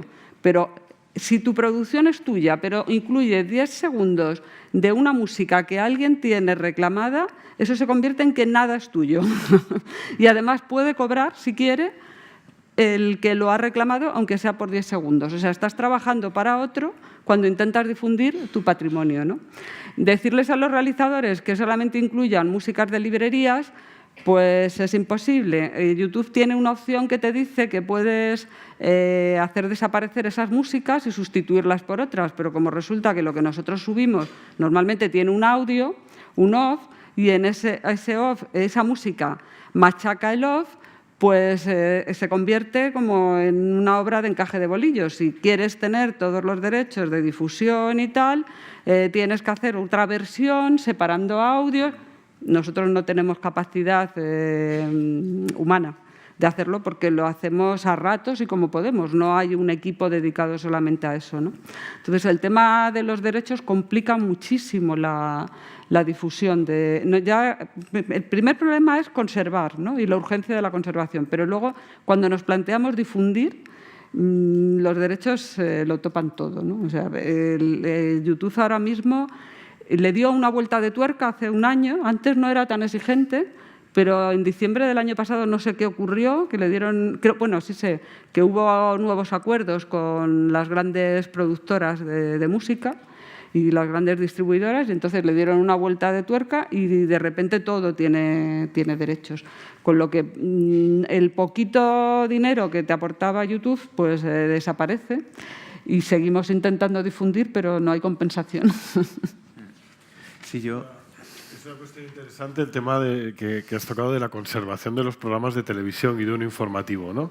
Tengo que conservar la imagen por un lado, los grafismos por el otro, la pista 1 de audio por otro, la pista 2 por otro, el off en otro, ¿no? Que es la única manera de que luego podamos no estar sobreescribiendo sobre ese material, ¿no? Y eso, como podéis imaginar, pues añade más dificultad en todo a cómo se organiza y al espacio que necesitas, ¿no? O sea, qué locura, ¿no? Nos estamos enfrentando a la historia, en cierto modo. Qué locura. Y además el tema de los derechos tiene una problemática muy grande para la restauración, porque aunque luego se conserven estas piezas íntegras en las cadenas de televisión o en las filmotecas, lo que va a crear la imagen o la memoria colectiva, en último caso, es lo que vea la gente, que será lo que esté en YouTube o mayoritariamente, aunque luego los investigadores luchen porque no sea. Y entonces, si las cadenas o nosotros mismos empezamos a dejar de subir piezas o a amputar nuestras propias piezas quitándole la música porque tiene derechos, claro, aquello puede ser peligrosísimo porque sería otro cine. Claro, estás transformando... ha salido la película Vértigo y es que hay una película española importante que tiene la música de Vértigo. Entonces, claro, esa película nunca se va a poder digitalizar porque el director lo hizo con una pequeña trampa, pero ahora, claro, eso ya no sería aceptable, ¿no? Hay muchos materiales que se encuentran en esa situación, ¿no? Sí. Y que no pueden tener una distribución normalizada porque no cumplen con todas las normas. No, acabas de abrir un melón inmenso, sí, que además a mí me apasiona, que es el tema de las multiversiones. Y, es decir, el cine es un vivero de multiversiones, es decir, desde el asalto y robo de un tren de Edison, donde el primer plano del cowboy disparando a cámara, las instrucciones de alquiler decía usted lo puede montar o al principio o al final, a su criterio, ¿no? A partir de aquí, toda película tiene varias versiones, pero hay una que nos afecta particularmente a lo que estamos hablando, que son las multiversiones del propio cineasta. Es decir, una cosa es la censura o el productor o el doblaje o lo que sea, pero ¿qué pasa con los cineastas ilustres, desde Chaplin, que además hacía destruir los negativos de las versiones o sea, La Quimera del Oro, la primera versión se salvó de milagro. Orson Welles estaba continuamente, y esto lo sabemos muy bien, remontando sus películas. Pero es que de los contemporáneos, yo en mi casa tengo uno que se llama Pere Portabella, que está rehaciendo absolutamente su filmografía. Yo siempre digo lo mismo, Pere, haz lo que quieras, digo, pero yo el original lo voy a guardar igualmente. Es decir, y entonces él digamos, la condición que nos pone es que las películas que circulan siempre es la última versión. Pero la versión original se queda en el archivo para futuros, pero es que además juegan con ellos. Y una vez hablando con Agnès Varda específicamente de la restauración de su obra, me lo decía. Dice, no, dice, La Pointe Courte, en mi primer largometraje, dice, había un plano de 20 segundos de un bodegón, dice, que quedaba muy hortera y tal. Dice, lo he quitado, dice, pero no se lo he dicho a nadie. Dice, algún loco como vosotros algún día descubrirá que falta el bodegón. Pues bueno, pues falta el bodegón. Pero, entonces, eso plantea otro problema, que es ¿qué guardamos? Es decir, ¿qué versiones guardamos? ¿Las guardamos todas? ¿Guardamos todos y cada uno de los doblajes que hay de cada una de las películas que tienen difusión internacional, por ejemplo? Es una locura importante, pero es una realidad. Muy bien, pues me gustaría abrir el turno de debate. No sé si hay alguna pregunta o si les parece, si no, seguimos continuando nosotros. No sé si hay un micrófono o...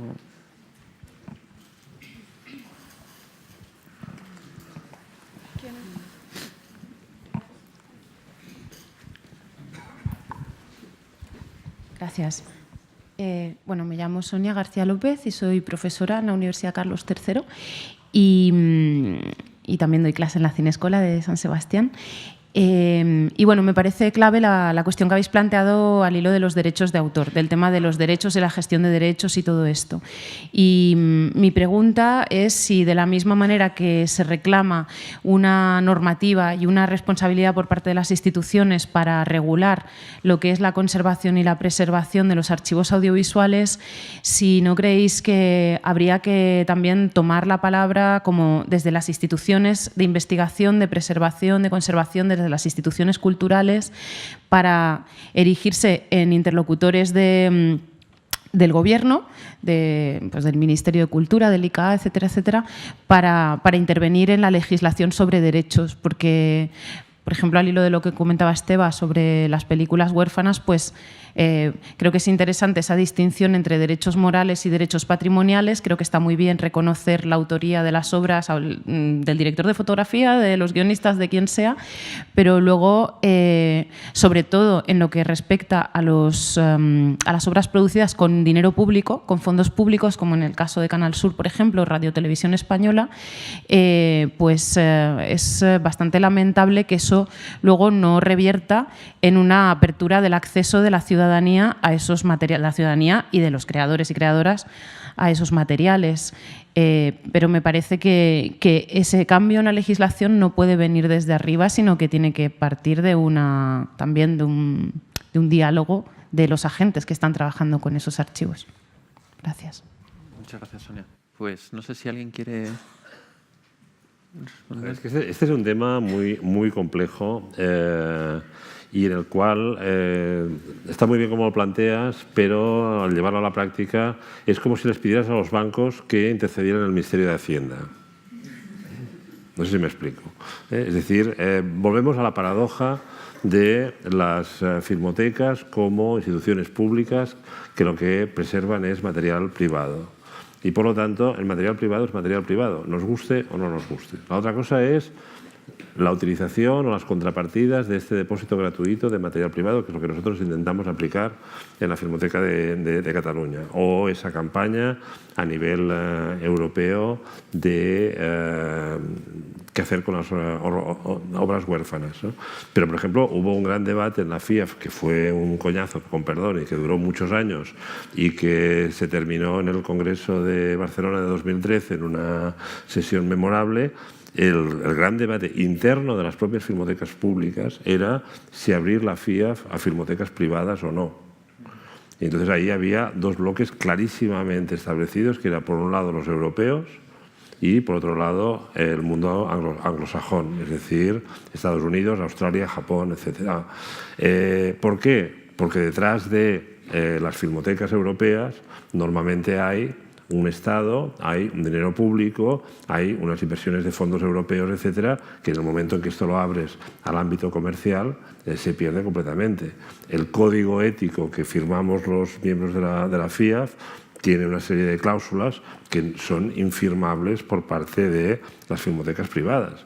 Filmotecas que tienen una organización estupenda, que tienen unos catálogos fabulosos, etcétera, pero es que juegan en otra división. Es decir, es como antes de los Juegos Olímpicos, que había los amateurs y los profesionales. Después se demostró que todos se drogaban igual, pero es lo mismo.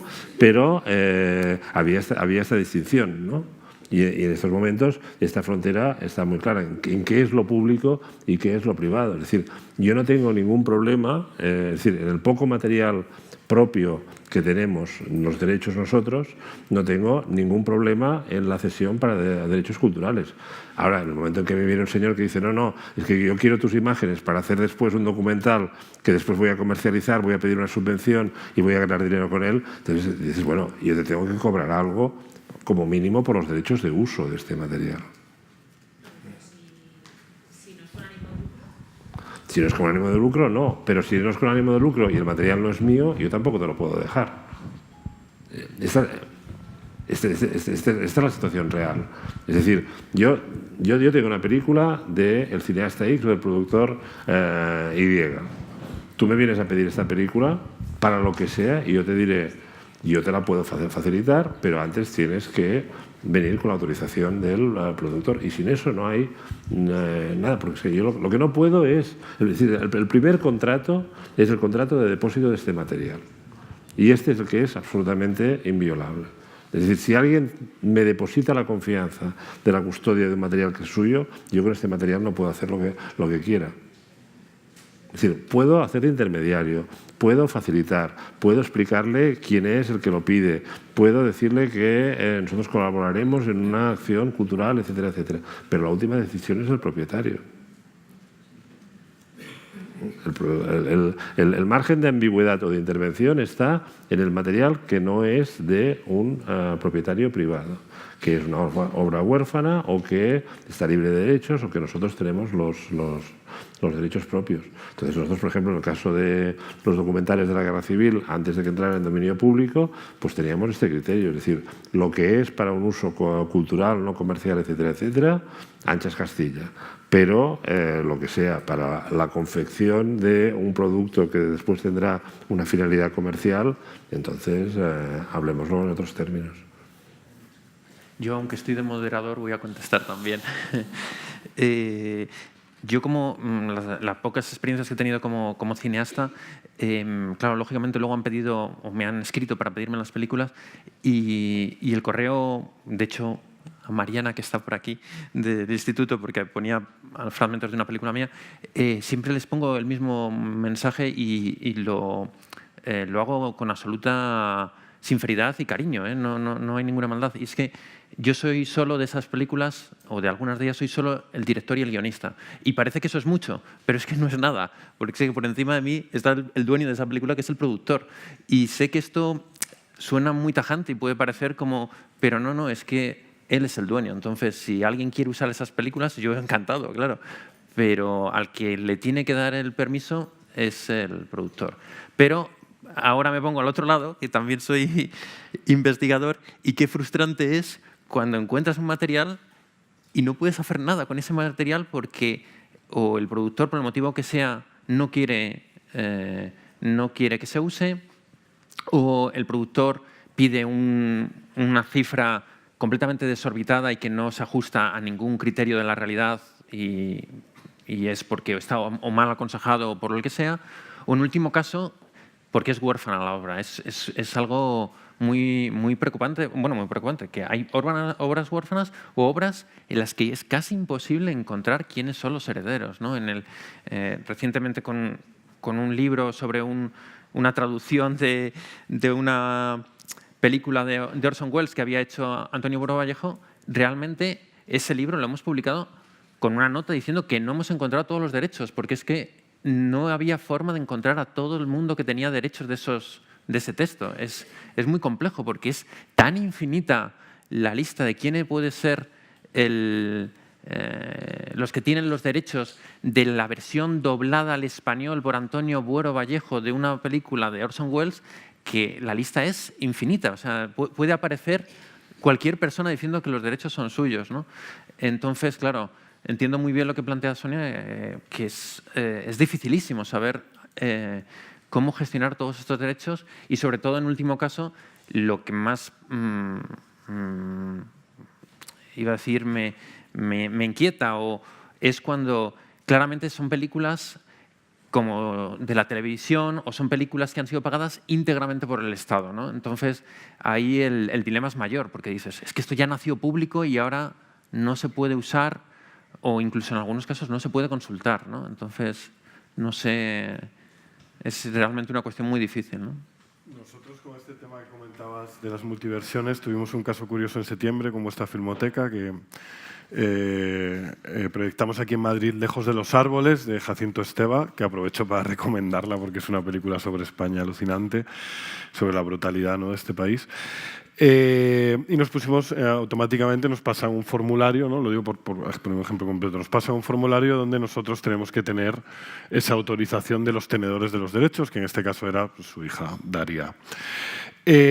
Había dos versiones, porque Pere Portabella la había remontado, hizo un remontaje que tenía, no sé si 20 minutos menos, y a la hora de hablar con Daria se negaba totalmente a que se proyectara ese montaje. No, dice, no, pues si proyectáis el otro, lo que queráis, llegamos a cualquier acuerdo de precio.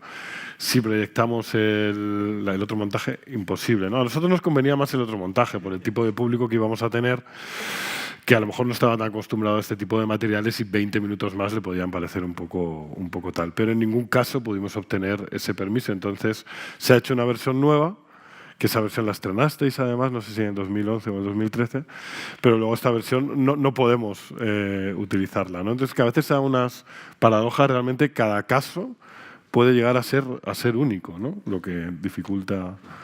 No, pero remite, conozco muy de cerca este caso y remite una vez más a lo que hablábamos antes. Es decir, quien tiene la última palabra en este caso es la propietaria de los derechos, que es Daria Esteva, la hija de Jacinto Esteva.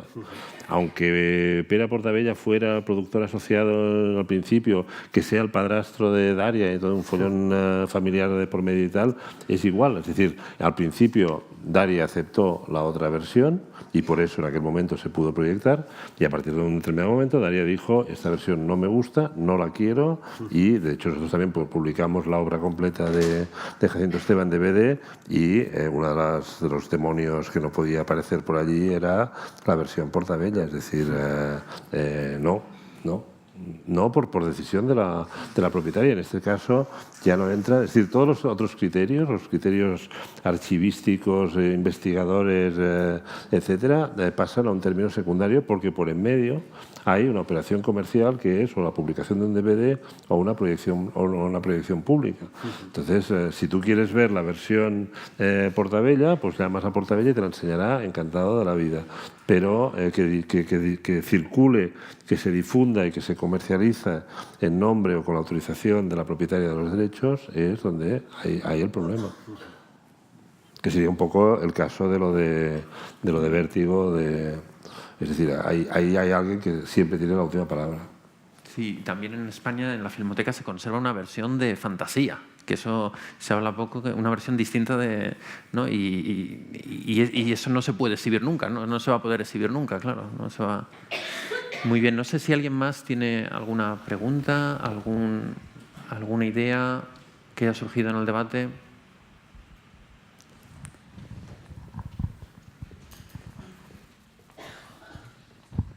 Hola, soy David. Respecto al tema de los archivos de las televisiones autonómicas, tenemos la desaparecida Canal Nou, no sé qué pasó con esos archivos, y bueno, hace pocas semanas un partido político ha comentado que si en algún momento llega al poder cerraría el resto de las televisiones autonómicas, empezando por Canal Sur. ¿Qué pasaría con todo ese, en teoría, patrimonio histórico-cultural que se ha mantenido durante estos últimos años? No llamemos al mal tiempo. Que no llamemos al mal tiempo. Bueno, empezamos con que eran 4 locos y, bueno, ahí los tenemos. Ganar el poder, ¿no? Con esa capacidad de gestión. Pues volvemos al tema de que no hay una norma nacional que diga qué hay que hacer, pero la experiencia y el sentido común pues primó en el caso de Canal Nou, ¿no? Todo el mundo sabe que se cerró Canal Nou y lo que no sabe la mayoría es qué ocurrió con el archivo. Lo que ocurrió es que una vez que termina la vida de una televisión, porque lo decide, bien lo decide, ¿qué es lo que queda? Queda el recuerdo, las sensaciones de la gente, un edificio, un montón de cacharros tecnológicos que ya no tienen uso y lo que se ha producido en esa televisión, que es el archivo. Entonces, en el caso de Canal Nou, pues no lo sabe la mayor parte de la gente, pero hubo un ERE que se despidió a todo el mundo, excepto a los documentalistas y a un informático para poder mantener el archivo. Creo que algún documentalista se acogió al ERE, pero prácticamente quedó toda la plantilla. Ahora, ¿cómo pagar esa plantilla y qué hacer con ese archivo? Lo asumió la Generalitat y pasó a formar parte de una institución en la que están integrados la Filmoteca y el archivo de Canal Nou. Al ponerse en marcha la nueva televisión, el personal de documentación ha pasado a trabajar, pero con contrato de la Generalitat, en las instalaciones de toda la vida, porque el archivo no se movió nunca del edificio, y ha pasado a trabajar en APUN. Y APUN está utilizando el archivo de Canal Nou. Entonces, realmente es opinable si tienen que desaparecer o no, pero yo creo que en la conciencia de todo el mundo está que es un patrimonio cultural y, de alguna manera, si se da la situación, se protegerá. Realmente, a mí, por ejemplo, sobre esta cuestión, me da un poco de miedo que todos estos materiales terminen en muy pocas manos. Es decir, que en el caso del cine español sí hay un gran propietario de derechos que ha ido aglutinando todo esto. Fue una persona que ya en los 80 pues levantó un imperio en torno al VHS cuando esto funcionaba y que actualmente detenta una cantidad salvaje. Yo no sé exactamente las estadísticas de derechos que tiene este señor, Enrique Cerezo, ¿no? Que no sé si sigue siendo presidente del Atlético de Madrid. Bueno, en el caso de otros materiales, a mí, por ejemplo, me da miedo que empresas como Telefónica, Servicios Audiovisuales y estas cuestiones terminen siendo dueñas de cierto tipo de patrimonio, ¿no? Cuando se produzca una retirada de lo público o una retirada o simplemente una caída. Es decir, no tenemos medios para mantener esto. Si tenemos una responsabilidad, no tenemos medios. No sé cómo ves tú esta cuestión, Esteban. No, a ver, que la casuística es la que es y realmente cuando lo cuentas por el mundo que el 70-80% de los derechos del cine español están en manos de un solo propietario, no es lo habitual.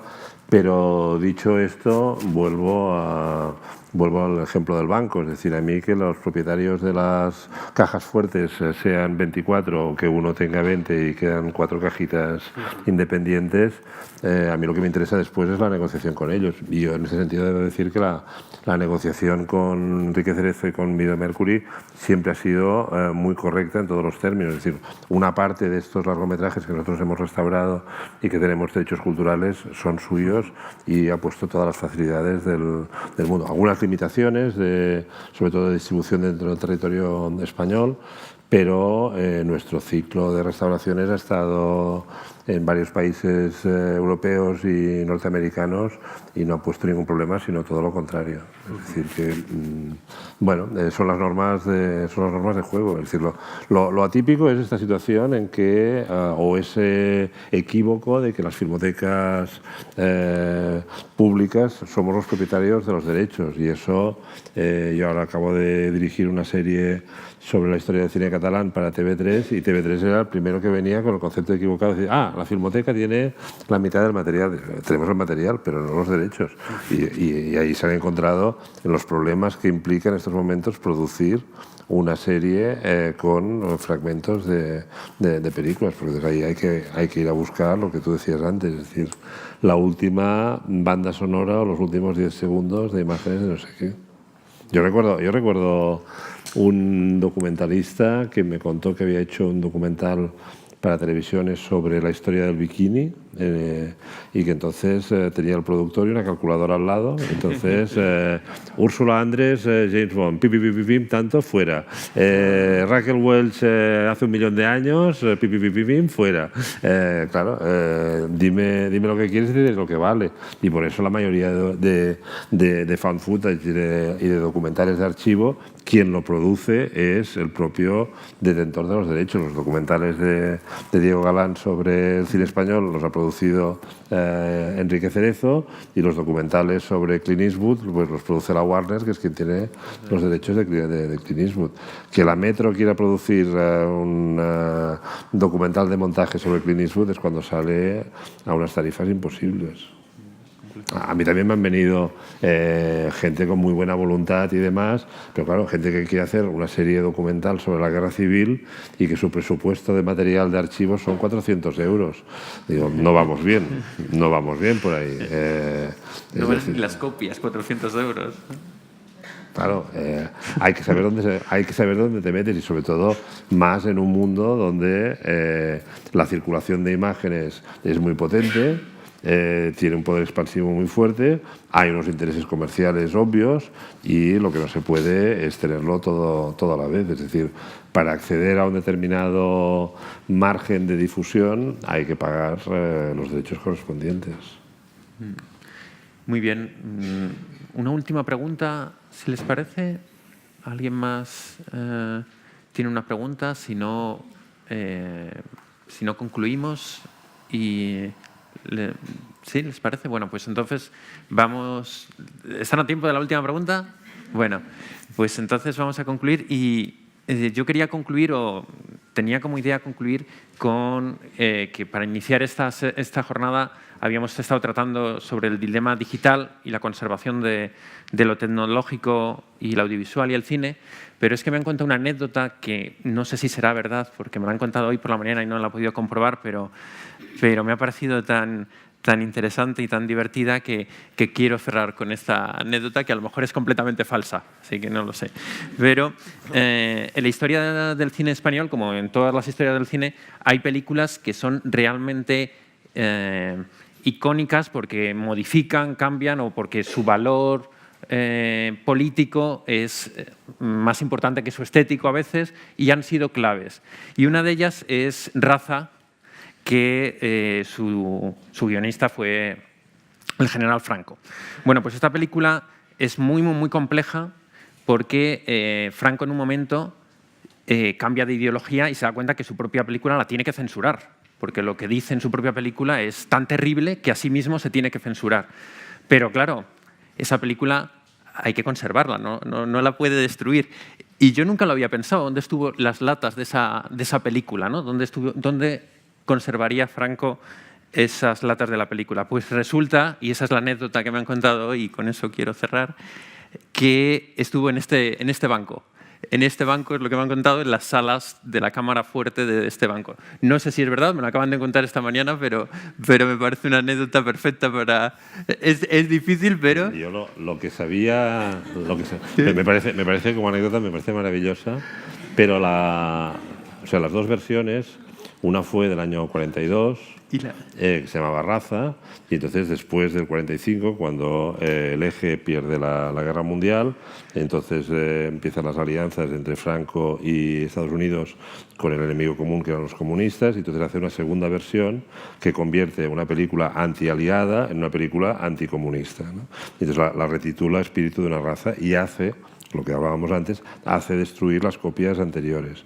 La copia que Filmoteca Española localizó de la Raza original se encontró en los archivos de Berlín. No. Son, me he explicado mal, Esteban. Me refería a esos 3 años. A esos 3 años desde que se estrena hasta el 45 en las que se deja de exhibir la película en España. Hasta del 42 al 45, ¿dónde estuvo la película? Pues digamos que en el banco. Esa era la anécdota. La anécdota que me contaban era esos 3 años durante la guerra, ¿dónde estaba? En cualquier caso la haría destruir, porque la única que se conservó era la de Berlín. No, pero esa es la posterior. Yo me refiero hasta el 45. No. En Berlín la que se encontró fue la del 42, la original. Ah, bueno. No, por eso digo que él hizo destruir, él borró las huellas del delito. Y no quiso que sobreviviera ninguna copia. Por eso digo que si tuvo alguna durante un tiempo aquí, también la hizo destruir, porque la única copia que sobrevivió del original estaba en el Bundesarchiv de Berlín. Bueno, pues entonces como anécdota hay que estudiarla como anécdota. Sí. Bueno, pues muchas gracias y enseguida será la siguiente comunicación.